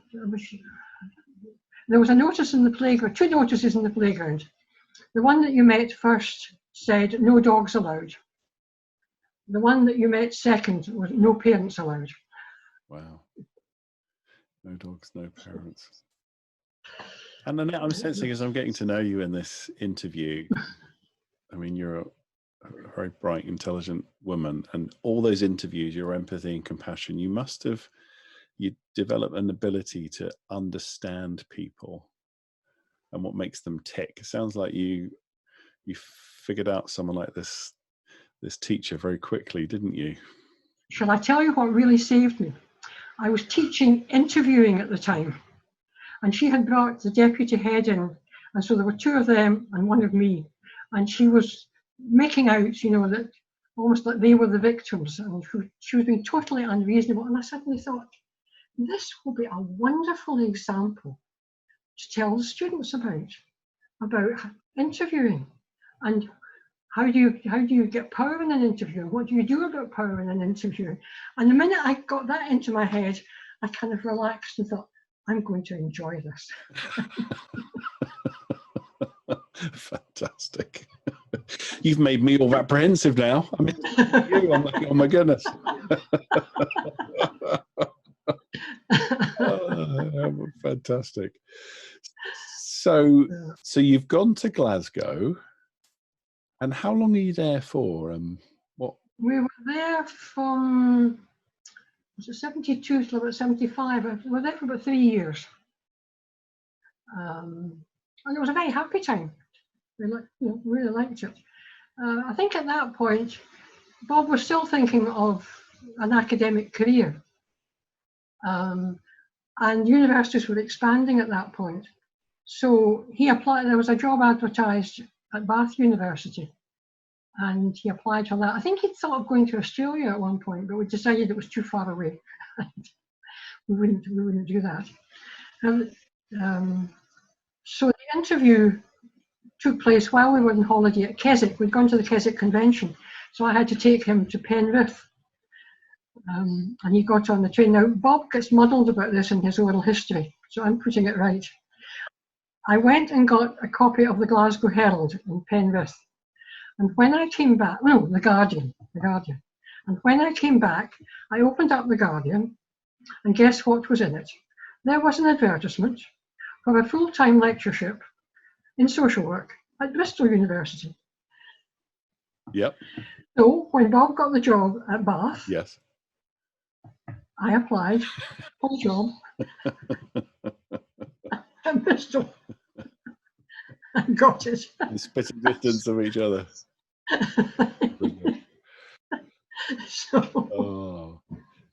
So you moved. God's still in control. Still in control, and you moved down there. Where were you living? If one of you working in Bath and one of you in Bristol, were you betwixt them? Initially, when we moved to Bath, we lived in a small modern house.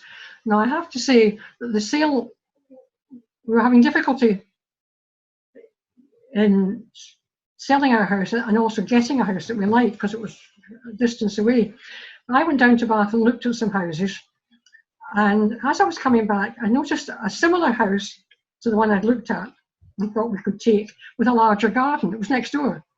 So I phoned up the estate agent when I got back, and they said, yes, it's for sale. There's a couple that are interested in it, but put in your offer and we'll see if it's accepted. And the whole thing was rushed through with Christmas in the middle, within 3 weeks. So Bob and the children, they moved down to this new house in Bath, and Bob's mother came up. I stayed behind because I still had to give a bit of notice. Although we'd sold the house by then, I had to stay in the university for another 6 weeks. But then I moved down. So we stayed in that house for maybe about a year, up to about the time when Bob, up to the time when Bob decided he wanted to come out of academic life.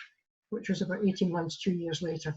And at that point, the house in Southdown came up, and we moved there to the nicest house I have ever lived in. You see, God is no man's debtor. Oh. I got something that I had a view over George and Bath. I had an illuminated view of Bath Abbey. Oh, wow. That's and a lovely family house. Oh, You know, it was wonderful. just perfect. Just out of interest, it's a long move to get from Glasgow with the removal men to Bath. I'm just wondering what that was like, packing up, and how did you do Well, with the kids? And that was the first time. Bob's father had died by then. Up until then, all our other moves had been carried out by his father's removal company. The long move, well, never moved in Glasgow on the 3rd of January. It's just too close to New Year. Ah. And the removal meant our removal were late. So Bob went off with the train to catch the train with the children. I was left in the house. The removal men didn't appear till 1 o'clock. Oh my goodness. By which time the other removal men who were moving the other stuff in had appeared. Now, the first flight of stairs going up were very, very broad. So you have to picture removal men going up one way with one set of furniture and coming down the other way with another set of furniture. Oh my goodness, it must have been. So I didn't accompany them. Bob stayed, I think he stayed in a hotel or bed and breakfast with the children for a couple of nights until the other removal got down there. So there's no mobile phones. You can't ring and have a chat. No. So Bob's gone off on the train, and you're left with this. I'm left, but of course we were. I then moved in with another lecturer, and her friend, and she had a phone, so I could be in contact with them. So I was able to find out that everybody was all right. He was able to find out what had happened too. Right? Yeah. Oh my goodness. So you're down in Bath. Now, Bob talks on the British Library oral history recording about you having more common sense than he did. I think in some ways I'm more practical than Bob. No, not by much. I mean, I was the handless one in my family. He was the handless one in his. But is it like in the Kingdom of the Blind, the one-eyed person is? Yeah, yes, King. That's right. You could see it a bit better than I could. Maybe Bob was a bit more idealistic. Maybe I was more pragmatic in some ways than Bob. You know, Bob always said he was dependent on me. It wasn't because he was a dependent person. He never felt dependent, but he always said he was. Oh. So yeah, okay. So you were it was all relative. You had more common sense than he did. He also said that he had to get used to the fact that Glaswegians talk back. Well, this is true. Yeah. They do talk back. Yeah. You know? When I moved south, I had to get used to the fact that I was never sure what a lot of Southern English people were really saying to me. Right. Yeah. I knew that very often they were being ultra polite, but what they were really thinking, which is, you're not being honest with me. You're not telling me. Because I was used to people saying a spade is a spade. Yeah. Yeah. You can't do that. Or you must do that. See, I grew up. Well, I don't agree with you. Well, no, that makes sense. So I'm suddenly realizing, growing up in, close to London in the southeast of England, reaching an age where my mother and my grandmother, my mother's mother in particular, were often having to explain to me the intricacies of English niceness. And they say, now, when Auntie so-and-so said this, what she really meant was... Yeah, it was.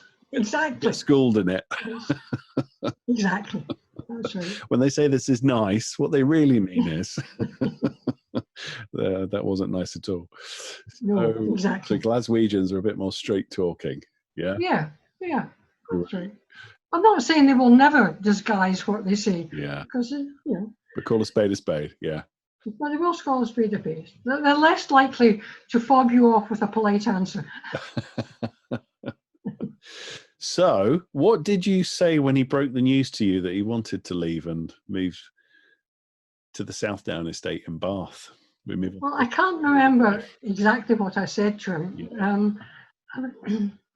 I think it probably inched out bit by bit. Well, I don't know, I'm going to stay on at university, blah, blah, blah, blah, blah. My initial reaction was, but Bob's such a good teacher. He's such a good researcher. What's going to happen to his voice? Is this the right thing for him to do? Will he lose? I knew he had influence. Will he lose his influence? Oh, but then you sit down, you reflect on it, and you think, well, if he's not happy, do I want him to stay on in a place where he's not happy and he doesn't feel fulfilled? No, of course I don't. And so you accept it. That didn't happen overnight. It took me a week or two to actually kind of really think it through. I was going to say, I think you used the word inch. You said he inched out into suggesting. Well, this, I knew. Did you see he didn't like committees. Bob is not a committee man. And there are umpteen committees that you have to attend as a professor. And he hated Senate meetings, which is utterly completely boring as far as Bob was concerned. And he didn't want to spend his life doing a lot of that kind of thing, when there were other far more worthwhile things as far as he was concerned.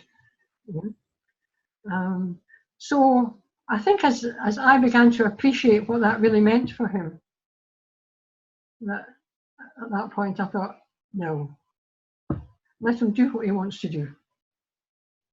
I'm earning enough money. I don't know how much money he's going to be earning, but I'm earning enough to keep us. If this is the right thing to do, right, we'll pray about it. Yeah. But there are no financial obstacles. The children are going to have to change schools. Yeah. So that again, I mean, as I hear that story and that moment, that enormous moment, and your support sounds like your words of Ruth, from Ruth again. So there are lots of people in marriages who would have a very different response to that, and yours was, about I like personally, if I'm allowed to, hearing you talk about his voice and his influence, and you wanting, that was your primary concern. Yeah. What about friends and professional colleagues? Did they understand this in the way that you did? I think people at the university didn't, at his university, they couldn't really understand it. I think in social work, my colleagues, I think they could understand why he felt the way he did. I don't remember it being oh my goodness, how could he possibly do that kind of response. Friends, probably surprised.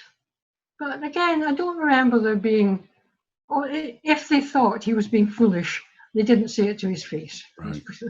Yeah. His mother would just accept what had happened. And I think my parents, I suspect that they were a bit taken aback. But my father and mother would never have said anything, would never have spoken out, don't do it. No, that wasn't their way. Mm.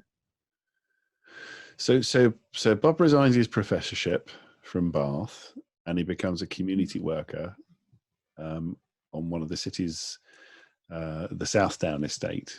Yeah, one of the older estates in Bath. Older estates in Bath. Yeah. And what do you recall Bob's hopes and aspirations were for this role? What did he think he'd be able to do and be there that he couldn't do where he was? I think what he hoped to be able to do was to be able, the phrase he used later on was to be a resourceful friend. He was a man who knew his way around the social systems and how they worked at quite a high level as well as at the kind of neighbourhood level. So he knew about those things. He knew how to advocate. He knew how to make an argument. And I think he hoped that by going into the neighbourhood, he could offer support to people, not only as individuals, but perhaps to do something to help them make the neighbourhood a better place to be, or to give the neighbourhood a voice. I think that would have been what his initial hopes would have been. Yeah. Now, for you and Annette and your kids, a little way back here, you were telling me about that beautiful view from your house in Bath, but that's about to change in this story. No.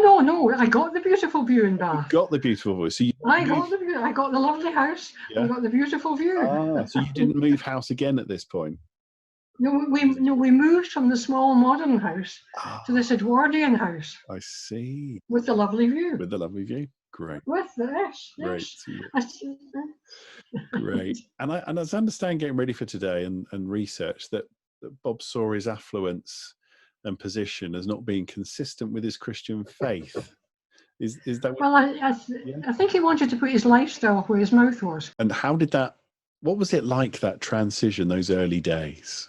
You know, the first day he goes out to do this new role, comes home. What's the conversation that takes place? Well, remember, I'm also out at work and the children are at school. So, I mean, that's one of the things you have to remember. That all the time Bob was doing this, I was in a full-time job elsewhere. So my role was a wee bit different. So, the first start, well, one of the things that had happened, and God's timing is good, was there was a young man on the estate, Dave Wiles, who had walked in to the back of a tent mission, not believing in Jesus, went in at the back, actually, I think, wanted to cause a wee bit of trouble or upset, and came out, having heard the message, having decided that he didn't want to follow Jesus. Up the road from the house that we moved into, there was a very open Brethren Hall, and Bob and I had been going there because it was the nearest Christian church to where we were living in the modern house. Okay, and Dave started to go there too. So we'd got to know him. So he was a contact actually on the estate. So Bob was talking to David about life on the estate and was introduced to youngsters. There was also a local shop about 100 yards up the road. And we used that local shop, and he started sort of hanging around, going into the local shop and meeting people there and finding out what it was people wanted. And from that, what they really wanted was to get the youngsters off the streets because they were getting into trouble, they were getting into mischief. They weren't doing horrendously bad things, but, you know. And so out of that came the notion that they should start some kind of a meeting place for youngsters. And initially they came to our house because when you came in the front, it had been a doctor's, it had originally been owned by people who owned a nursery garden. Then it had been taken over as a doctor's surgery. And when you came in through the front porch, you were in a big open room, which had been the doctor's waiting room. And the dining room had been the doctor's surgery. And then behind that, there was a kitchen and a living room. And upstairs, there were 4 bedrooms. So there was plenty of space. So we started off just having kind of games and bits and pieces in that front room. And then eventually it got too big, and Bob got in touch with, tried to get hold of a church hall, but that didn't work out. Then there was an artist who owned 2 kind of prefabs, one of which he used as a studio, and one of which was free to rent. And they rented that accommodation several nights a week, and were running clubs and whatnot in there. And that went on till he was moving away, and they got back into another church hall. And then after that, they eventually got a building. And somebody had left money to the Church of England Children's Society to build a facility in Bath, but they didn't have any work. They were funding Bob, but they didn't have any premises in Bath. So they managed to get a small plot of land next to the public toilets on the edge of the estate, and built a hall there. So that was the kind of progression. But for a long time, our home was actually the base for the project. And we had a lean-to greenhouse. And a lot of the youngsters used to come in there, and it was just a place for them to sit.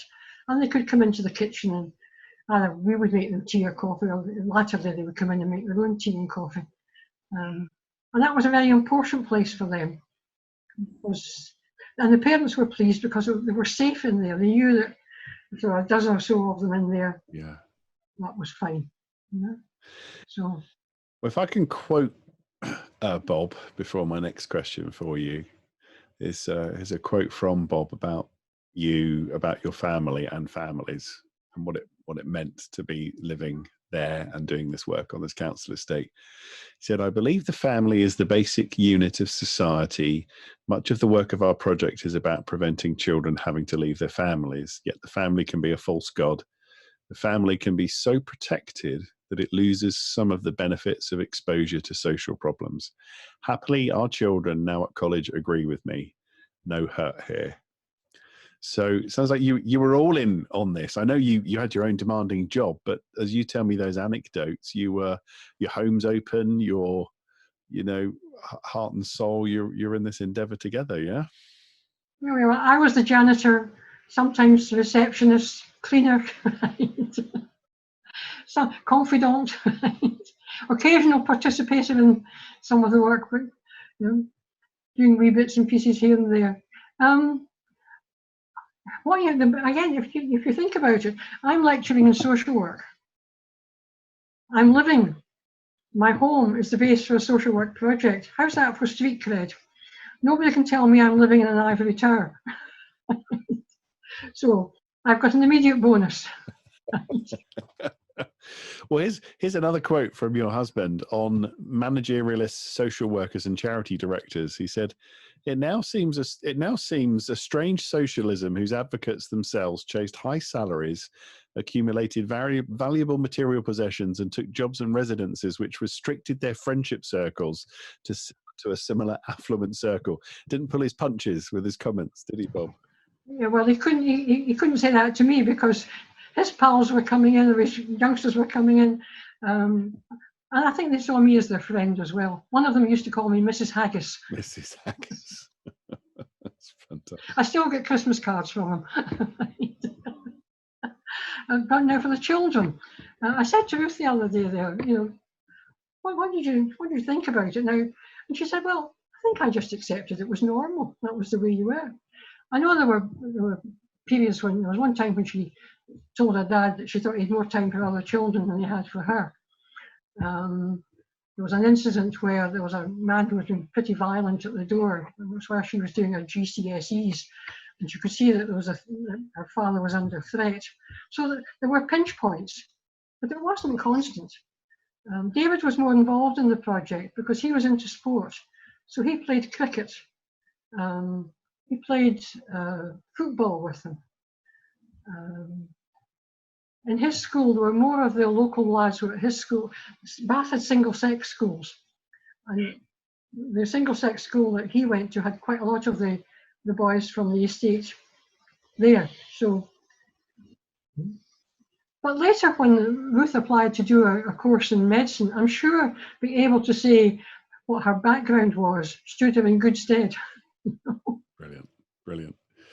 Now, I understand that you returned from camping with the youth club and found that you've been burgled. Yes. Is that right? Yeah? Yes, we Covenanters had a long-standing camp, first of all in Norfolk, and in Suffolk, and then in Lincolnshire. And we had been away with a group. And when we came back, the house had been burgled. But at the same time, Bob had to take a boy home. And on the Wednesday of camp, we'd had a phone call to camp to say that his father had died very suddenly, quite unexpectedly. But his mother didn't want him to be told because she wanted him to enjoy his holiday. She didn't want him to come home. She wanted him to be told when he came home. So here's Bob taking this boy up to hear that his father has died. What's a burglary in comparison? I mean, I felt outraged that people had gone through my things.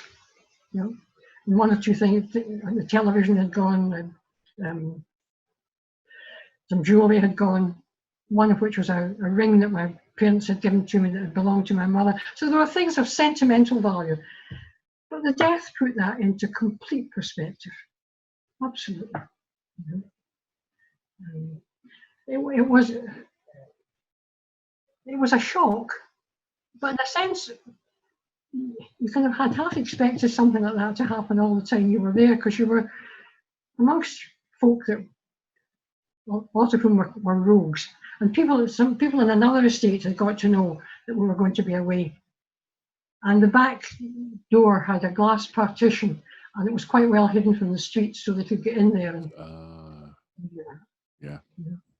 So Well, bad, but not dreadful. Yeah. Well, thank you for sharing that. Now, when I quoted your husband a few minutes ago about his opinion of families and families being too protected from social problems, so obviously Ruth and David, and that quote's from The Guardian, not long before you moved to Easterhouse, which I'll ask you about in a minute. Right. But it makes me wonder, so what was it like for Ruth and David? I mean, you've told me some of the benefits for applying for medical school, but what was this like for Ruth and David living, getting up close and witnessing all this with you? Well, as I say, for David, I mean, he had his own friends, but he was also pals with a lot of the youngsters. For them both, very often, when they got home from school, it was their father that was there, because before the building went up for the project, our home was the base, so they were there. Dave Wiles was there. There was another female worker called Jane. She was there. There was a secretary who was older called Audrey. Very often she would be there. So they had other adults that they could talk to. Dave and Jane were younger than their mother and father and were closer to them in age. So it was quite nice to have an alternative pair of adults that you could, my mum or my dad, blah, blah, blah.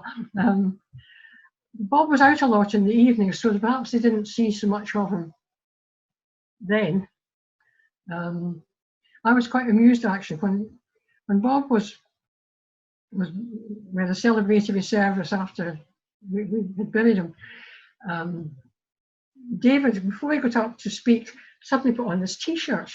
What's coming next? So on the front of it said, Bob Holman, community activist. And then he turned around and it said, Bob Holman, Dad, David, have you done your homework? Oh gosh. that was David's abiding memory there's that. Of his father. Oh, I always had to make sure that David had done his homework. Brilliant. There's that mischievous. So there were pluses and of course there would have been minuses, but Bob was a very, very good father.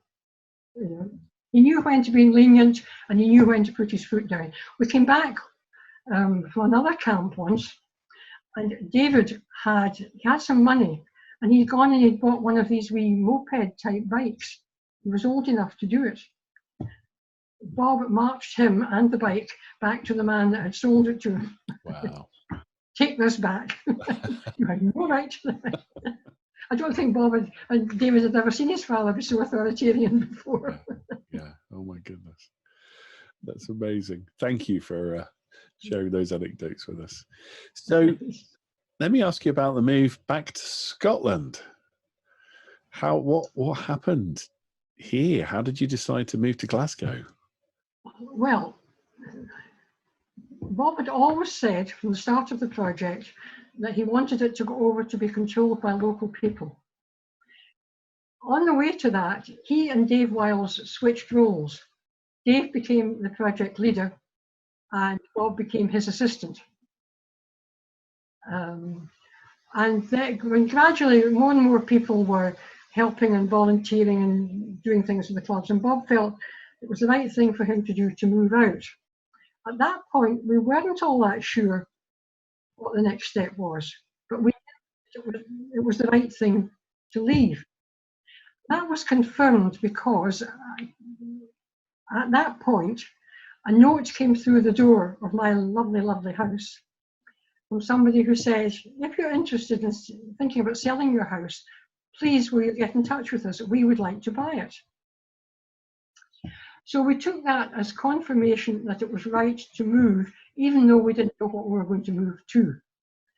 So we ended up moving to Bristol for a period.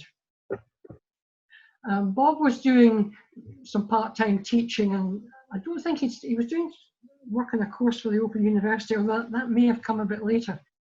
But anyway, we moved to Bristol. I could walk to work from where we moved, and both the children were away by this time.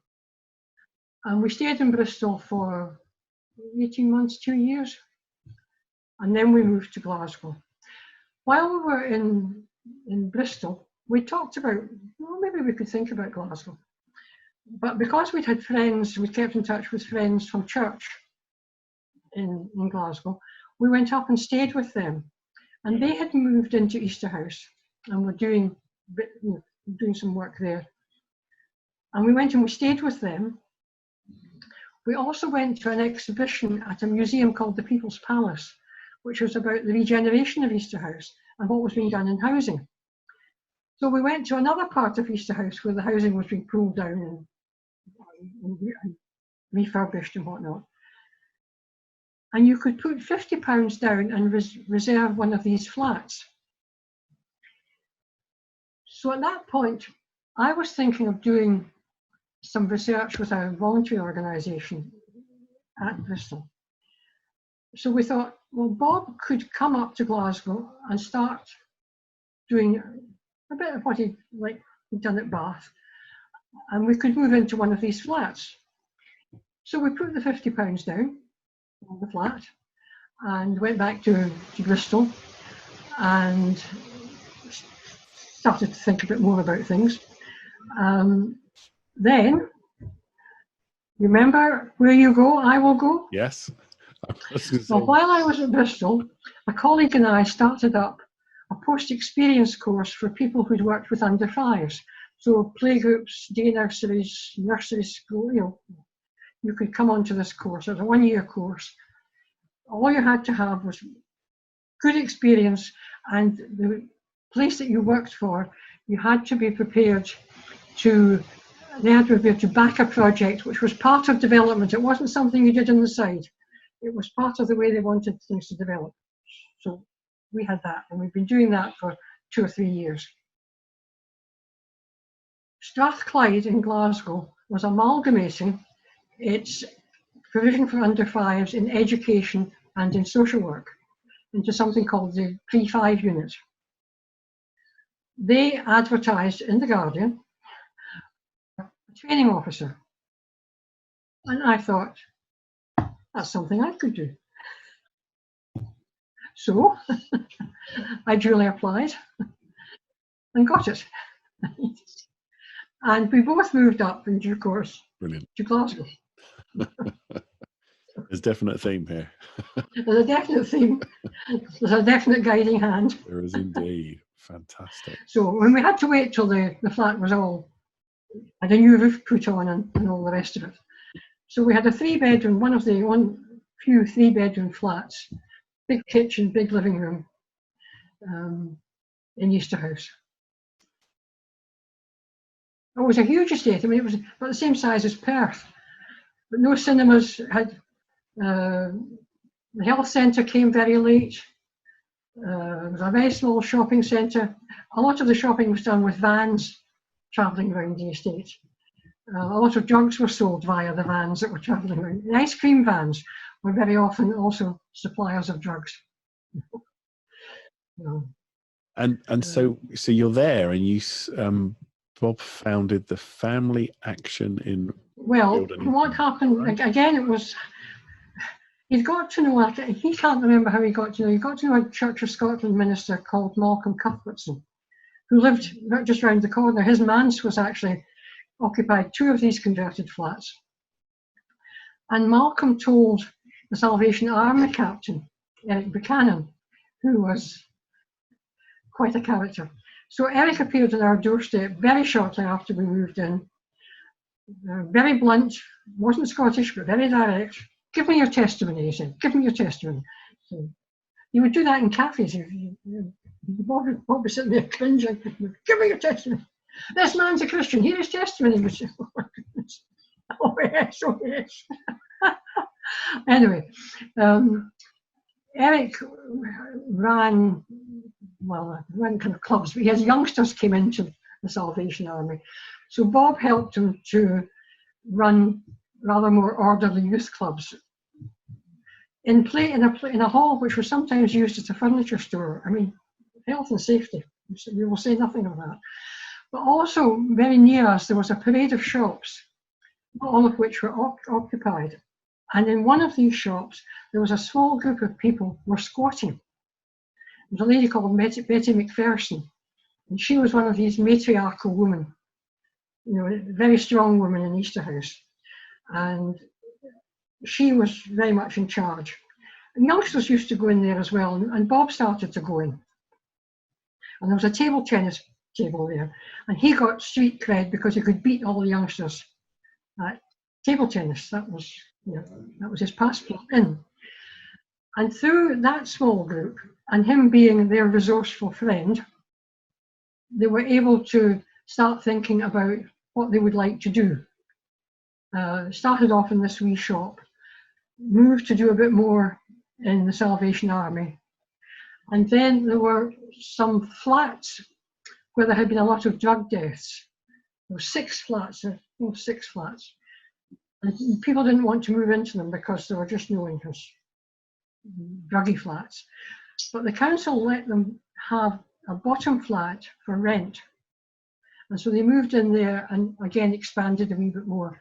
Then gradually they were able to take over all 6 flats, which weren't ideal.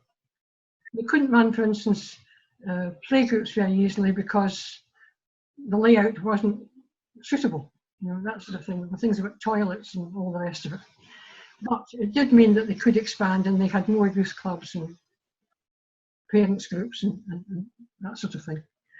And it was out of that that Family Action in Rogerfield and Easterhouse, FARE, was formed. Right. And 30 odd years later, it's still going strong. And it has moved into its own building. Wow.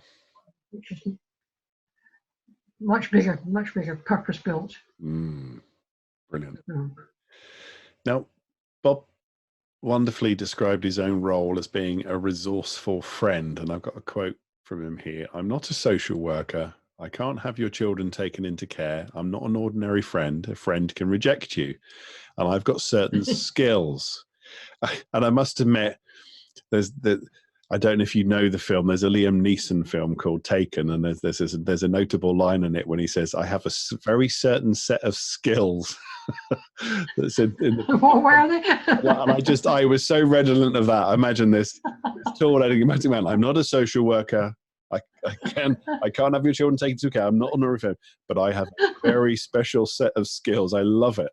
I love that sense of, obviously at this point in his life, of understanding his heart and his passion, his conviction, his abilities. Just that one quote just is, I can't imagine what it must have been. I can try to imagine for people that he would share that with. Just, I'm a resourceful friend with certain skills.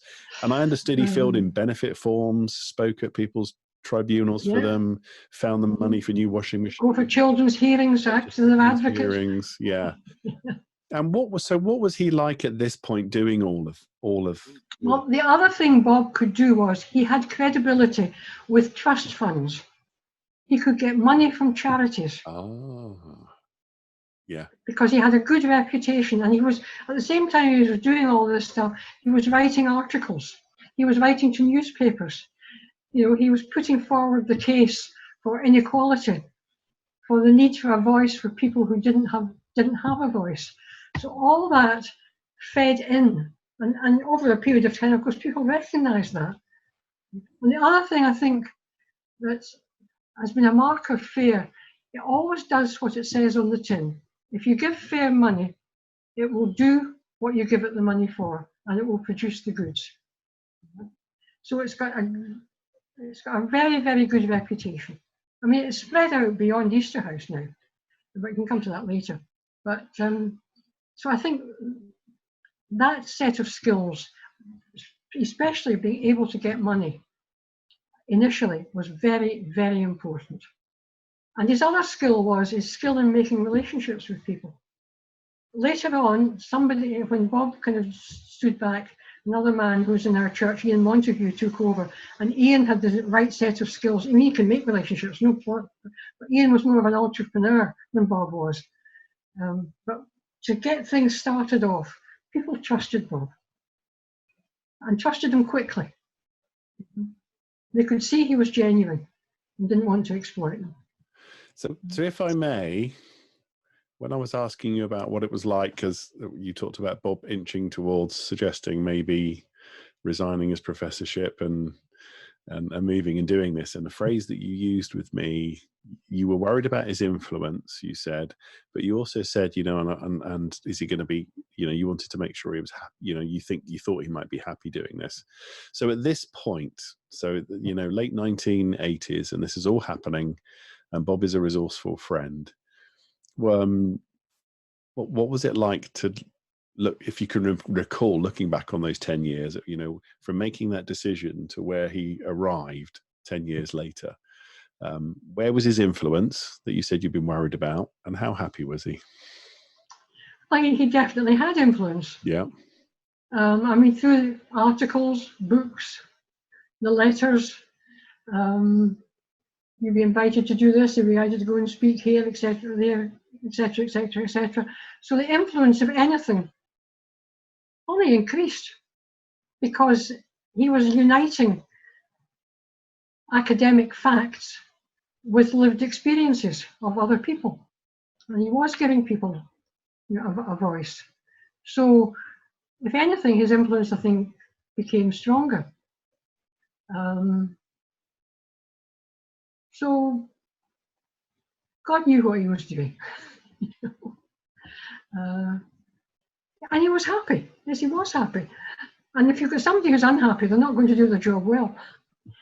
So, but he was happy, he was fulfilled, he could see things growing, he could see people taking on more responsibilities, you could see volunteers coming through. And as FAIR grew, I mean, FAIR now has people who are in the clubs who are now full-time members of staff. Gosh, that's amazing. You know, and it's grown so that now people can get qualifications. There are people from FAIR who've been doing degrees in community development. And he was able to see all that happen over a period of time. It's, no, it's, God isn't, I've said before, he's no man's debtor. He brings riches. Wonderful, wonderful. Can you tell me about church at this time? Were you at a church? When we got to Easterhouse, we went to Easterhouse Baptist Church. Our friends had already been there. They'd actually moved off elsewhere by this time. So we went to Easterhouse Baptist Church, and we've been there, well, I've been there ever since. Its minister got there a few years before us, and he only recently retired. So it's only within the past couple of years that we've had a new man and wife who are pastor and part-time pastor. It's a very welcoming, warm, friendly fellowship. Somebody came once from the Baptist Union and said, I'm told by lots of fellowships that we're not like other fellowships. He said, you're not. I think it's always been a very welcoming and accepting place. You know? And we've had a lot of asylum seekers have come in recently, been housed in Easterhouse. And we've welcomed them with open arms. I mean, it's great to be able to support them. Sometimes they've moved on elsewhere, but the fact that you've been able to do something for them in that space of time has been really good. Fantastic. No, it's a great spiritual home. Lovely. Annette, can I ask you maybe a cheeky question, but just as we get on down to our last few questions here, the difference is, as you think back between Southdown, Bath, Easterhouse, and Glasgow, what are the big differences between all of those places? Well, there's a difference of size. Right. I mean, Bath is quite a small place. You're closer to affluence in Bath. I mean, I always used to say Bath has a better class of jumble sales. Yeah. One of the people that went to the Brethren Hall in Bath, he also collected waste paper and junk and old clothes and whatnot. And some of the old clothes that he was sent, you know, beautiful sweaters and high class stuff.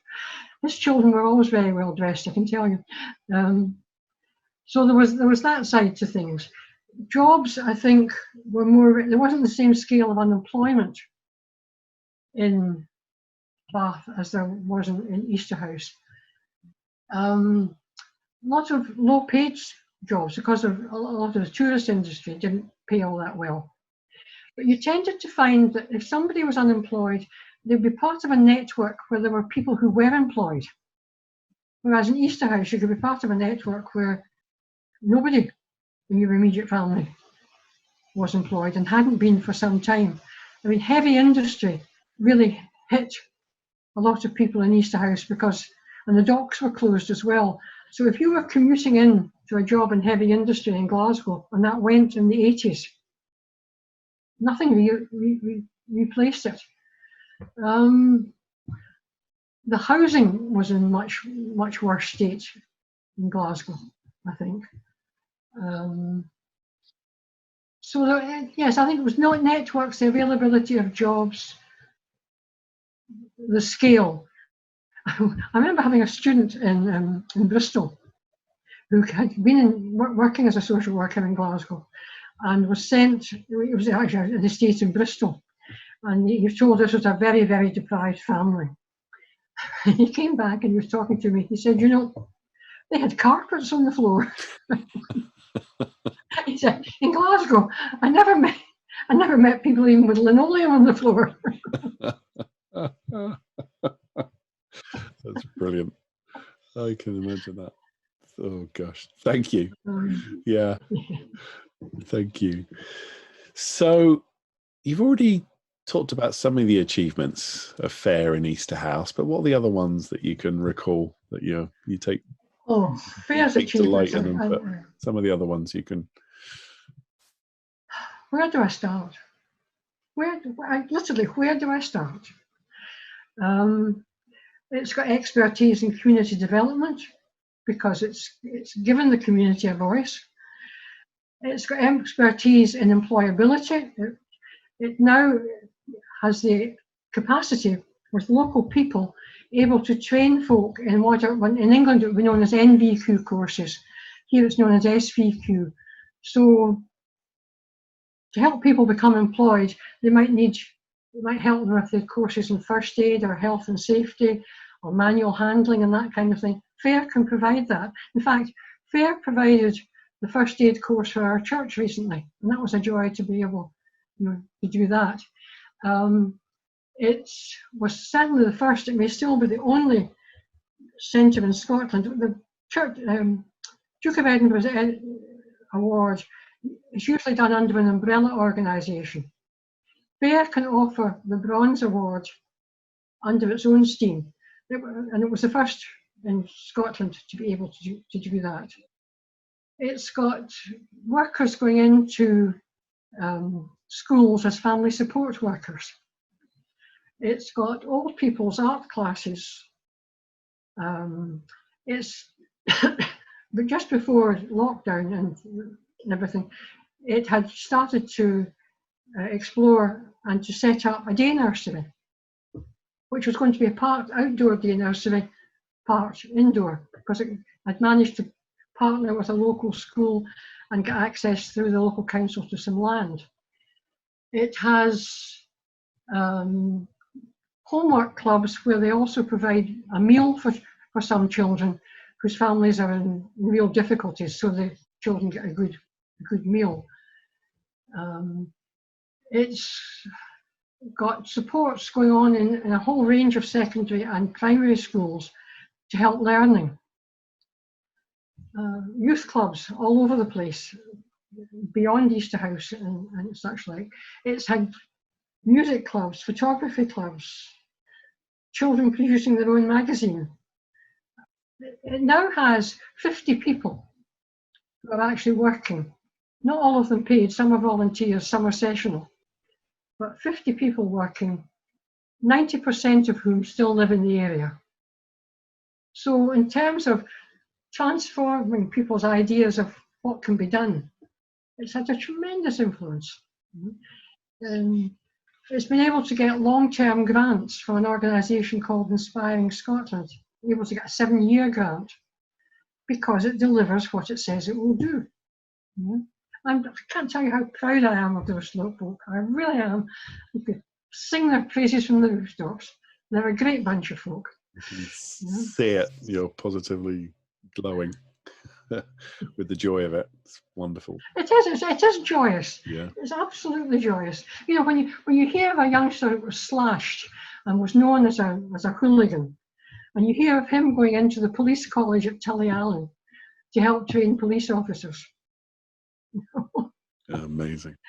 You think and the work that was done with the violence reduction unit, with gangs, Fair was very much part of that. So people were coming up from London to find out, how did you do it? That's astonishing. Well, thank you for that tiny little slither of the tip of the iceberg of all that's taken place there. Now, I understand that Bob went back to Southdown.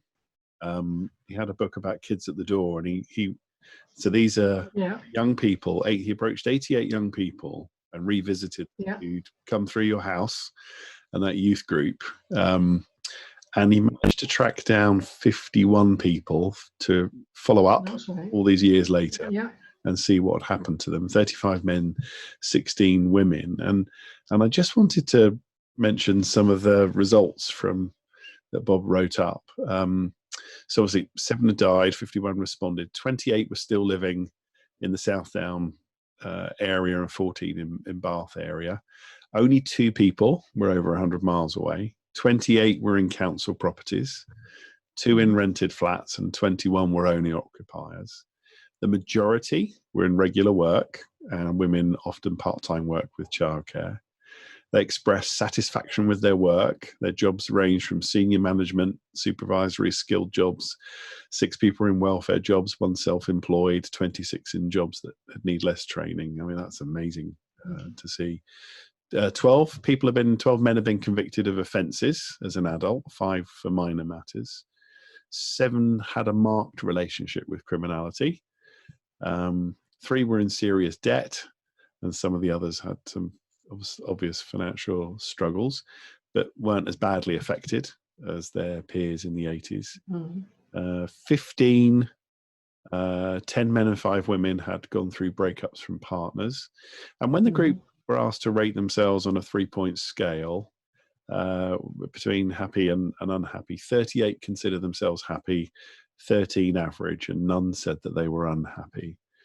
And the group were rated for vulnerability as children, and this had been linked to their adult outcomes.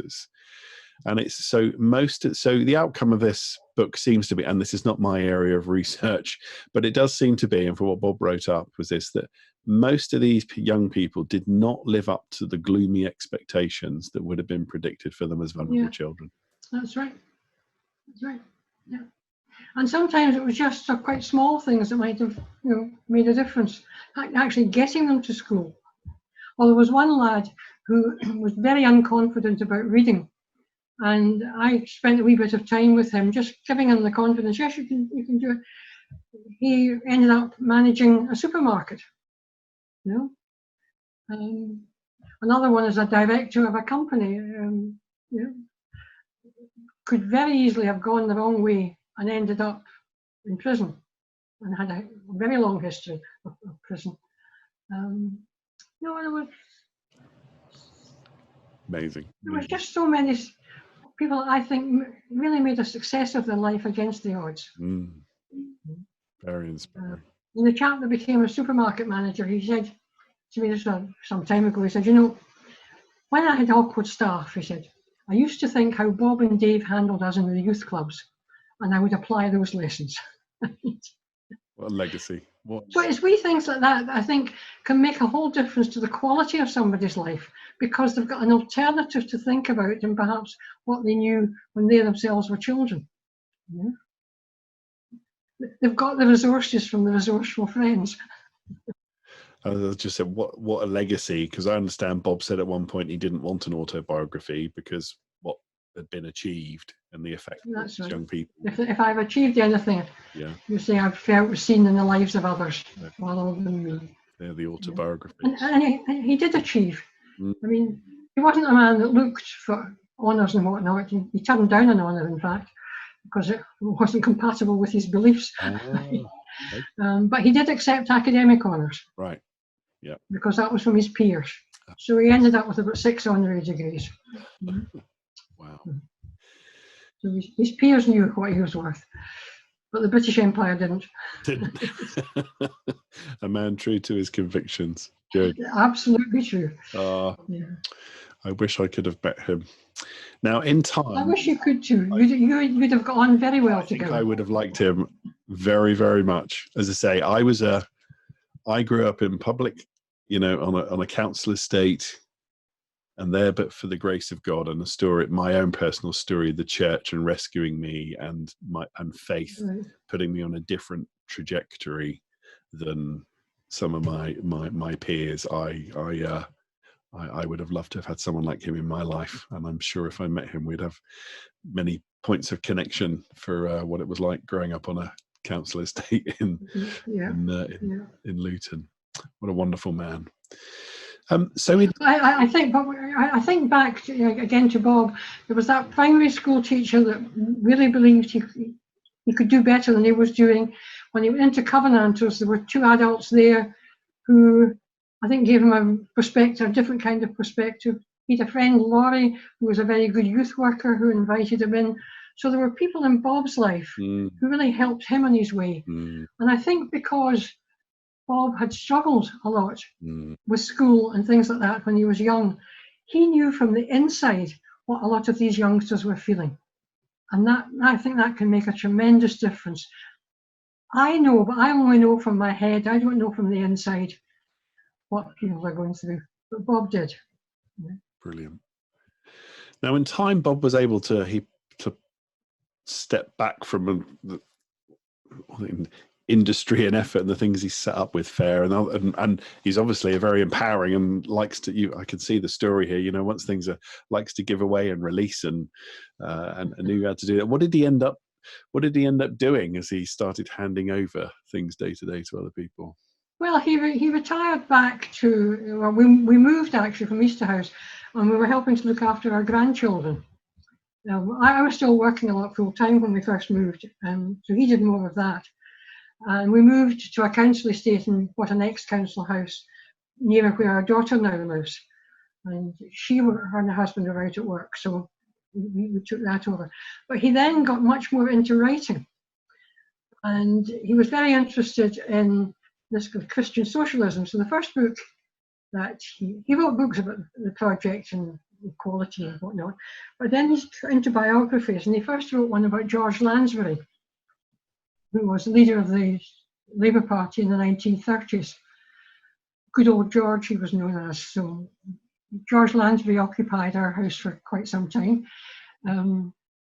He was replaced by F.B. Meyer, who Bob was very interested because F.B. Meyer, although he was well known for his kind of spiritual works and the books that he had written, not as many people knew about the social work that he had done, because he was a great man for getting involved with ex-prisoners and all kinds of social things.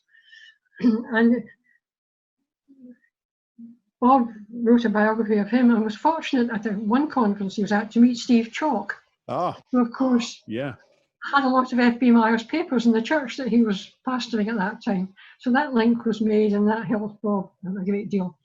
And then latterly, Bob had always had books by Woodbine Willie on his shelf. Woodbine Willie was a pastor, his name's gone right out of my head at the present minute, in the chaplain in the First World War to the forces, and was known as Woodbine Willie because he gave cigarettes to the soldiers. He was quite a high churchman, but Bob was very interested in him, so he wrote a book about him as well. So that took up quite a bit of his time. He wrote Kids at the Door after he had retired.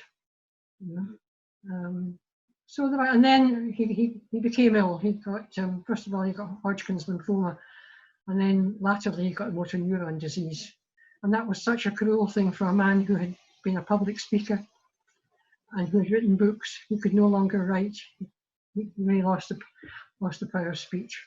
So, but his influence, his legacy, they're still there. Yeah. I still meet people who say, "Oh yes, I remember Bob from this. I remember Bob from that."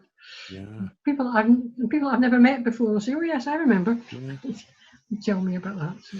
I mean, in addition to the young people as the legacy and their ongoing projects and things, there were lots of obituaries about Bob, and they were very glowing. And several of them mentioned the impact on Ian Duncan Smith of going to Easterhouse. Is there anything about that you can share with us? I'm trying to think how that came about. It didn't come, there was some indirect link, but anyway, Ian Duncan Smith came up to Easterhouse and was shown around Easterhouse. And I think was quite taken aback by the levels of poverty, because I don't think in his life he'd actually come across this sort of thing before.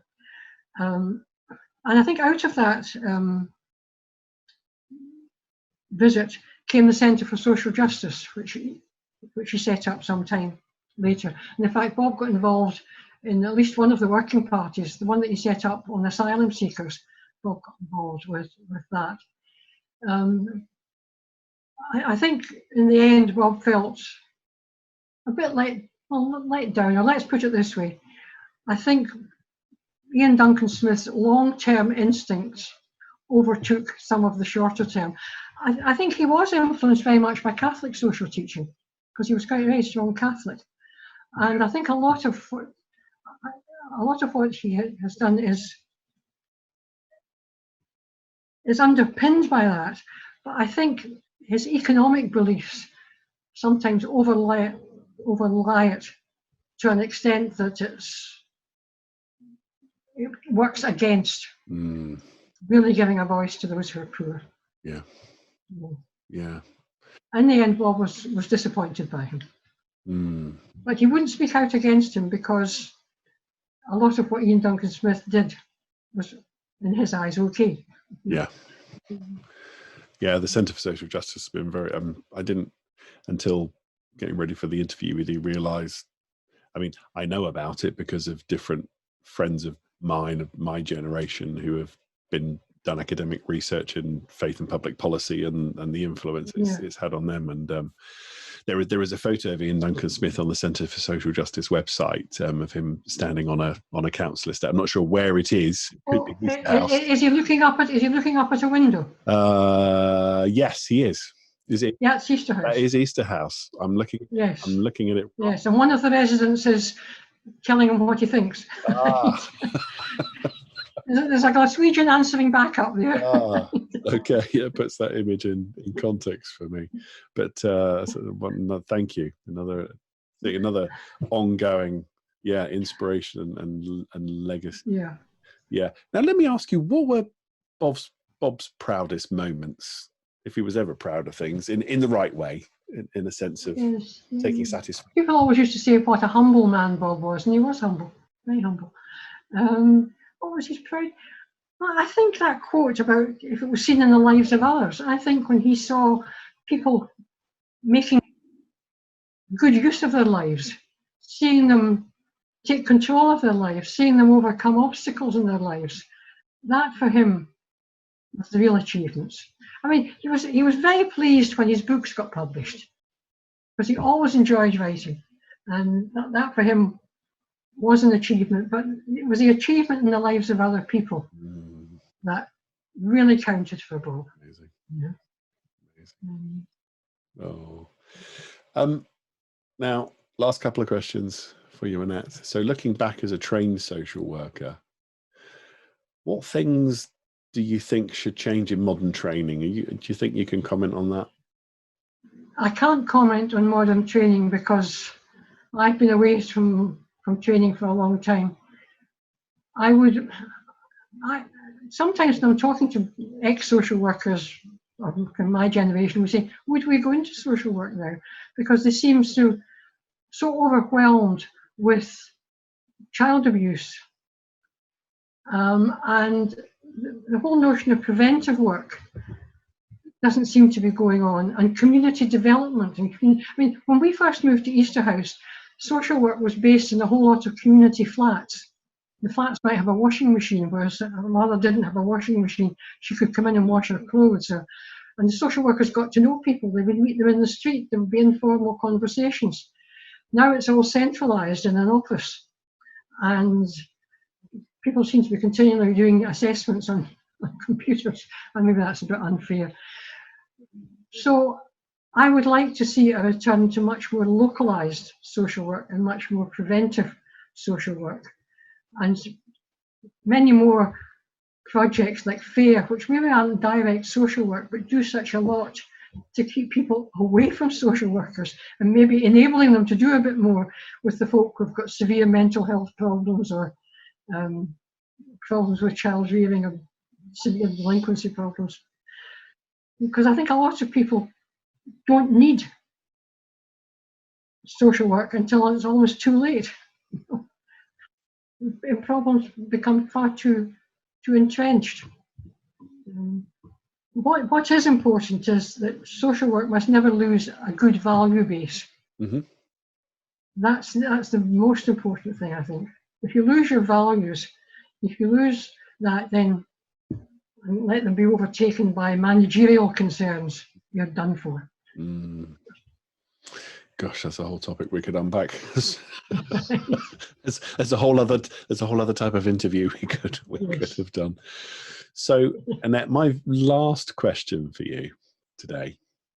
The time has whizzed by. I have just loved hearing your story and Bob's.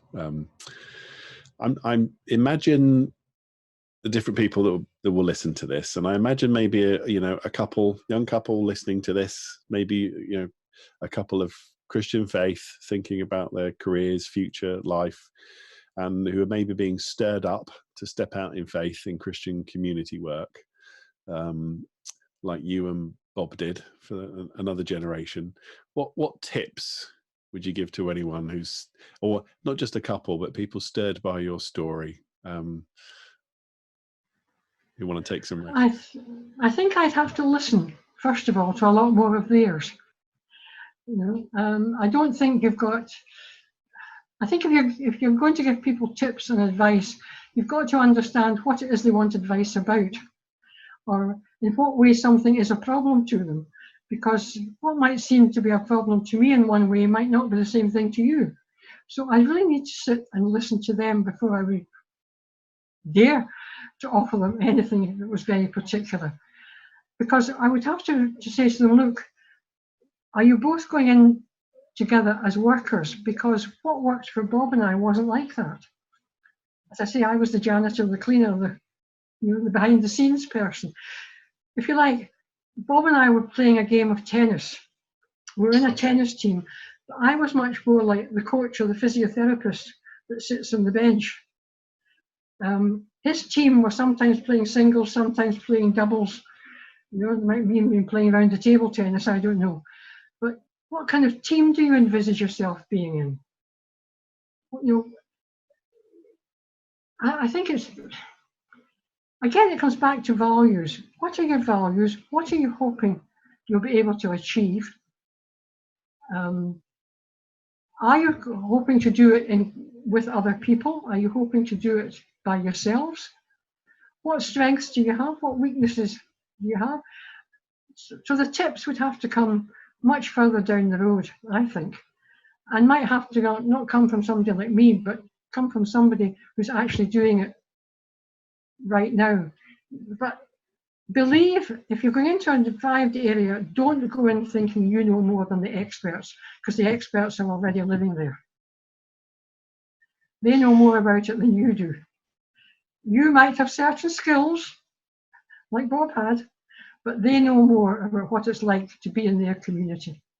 So go there, live there, and learn. And you know what, Annette, your framing of your answer to me reveals to me you are, that researcher in you who listens before they speaks is beautiful. Thank you. And I'm going to be a cheeky question here. I'm going to maybe reframe my question a little differently. So we've talked about Christian socialism and your convictions. And I think people hear that word and they think, Christian socialist is just some sort of political construction of a certain kind of religious thing. But what I see in your lives, the Christian socialism is a conviction that I interviewed Steve Chalk recently as well. It's that there is a faith in God and what he wants to do in the world necessitates engagement and involvement, and that we can, through our faith, make the world better, and God will participate in that. So you use the phrase, God, it won't let anyone be his debtor. You said that so many times. So maybe I'll finish with this then. For any Christians wondering, can I trust God if I step out and participate in something with him? So what tip number one might be, God will never let you be his debtor. That's a clear testimony from your life. Well, a couple of other ones you can think of, those lessons that you've learned about your faith. Does that question make sense, Annette? Yes, it does. Thank you. It does. I think the other thing I would recall, which I said earlier, was God will always keep you. Right back when I was a student, thinking, oh dear, if people are going to drift away, ask God, he will always keep you and see you through it. The other verse that's been coming to me lately through this lockdown, when Paul is saying, whatever state I am, therewith to be content. Now, content can mean, I accept things, I'm feeling okay about things. But the other root of contenere is that God will contain things. It's not just contentment, but containing. And I think if you're going into do something and you're sure that this is what you should be doing, God will not only give you satisfaction, but he'll actually contain it for you. He'll keep it for you. So that would be my other tip. Just read your Bible, and when you see things that have happened to other people, you'll find that it applies to you as well. Yeah. Well, that's probably a great place for us to finish, and a stunning place to finish. Thank you for the time today. Thank you for your honesty and openness. Thank you for unpacking, the influence of Bob's life a little and getting a glimpse of that legacy. And it's a real hope that people listening to this will be not just find out things and know about the faith that fueled what you did, but will be inspired to continue that legacy, and it'll be multiplied. And it really has been an honor and a privilege to have this time with you today. So thank you. Well, thank you. And thank you for making it such a pleasant experience too. Well, I'm glad it was. Thanks, Annette. Bless you. Okay. Bye. Bye. We hope you enjoyed that, and we have many other interviews with amazing guests where we listen attentively and respectfully to discover people's backstories through their beliefs and life experiences and find out what shaped them into who they are and inspires what they do. You can catch all those interviews by liking and subscribing to our YouTube channel. You can find audio versions in your podcast platform of choice: Apple, Spotify, Google Podcasts, SoundCloud, Stitcher, etc. Just search Extra ECC. Of course, you can go to extraecc.com and sign up for our newsletter and find all our social media links and more. And by the way, all links are in our show notes below.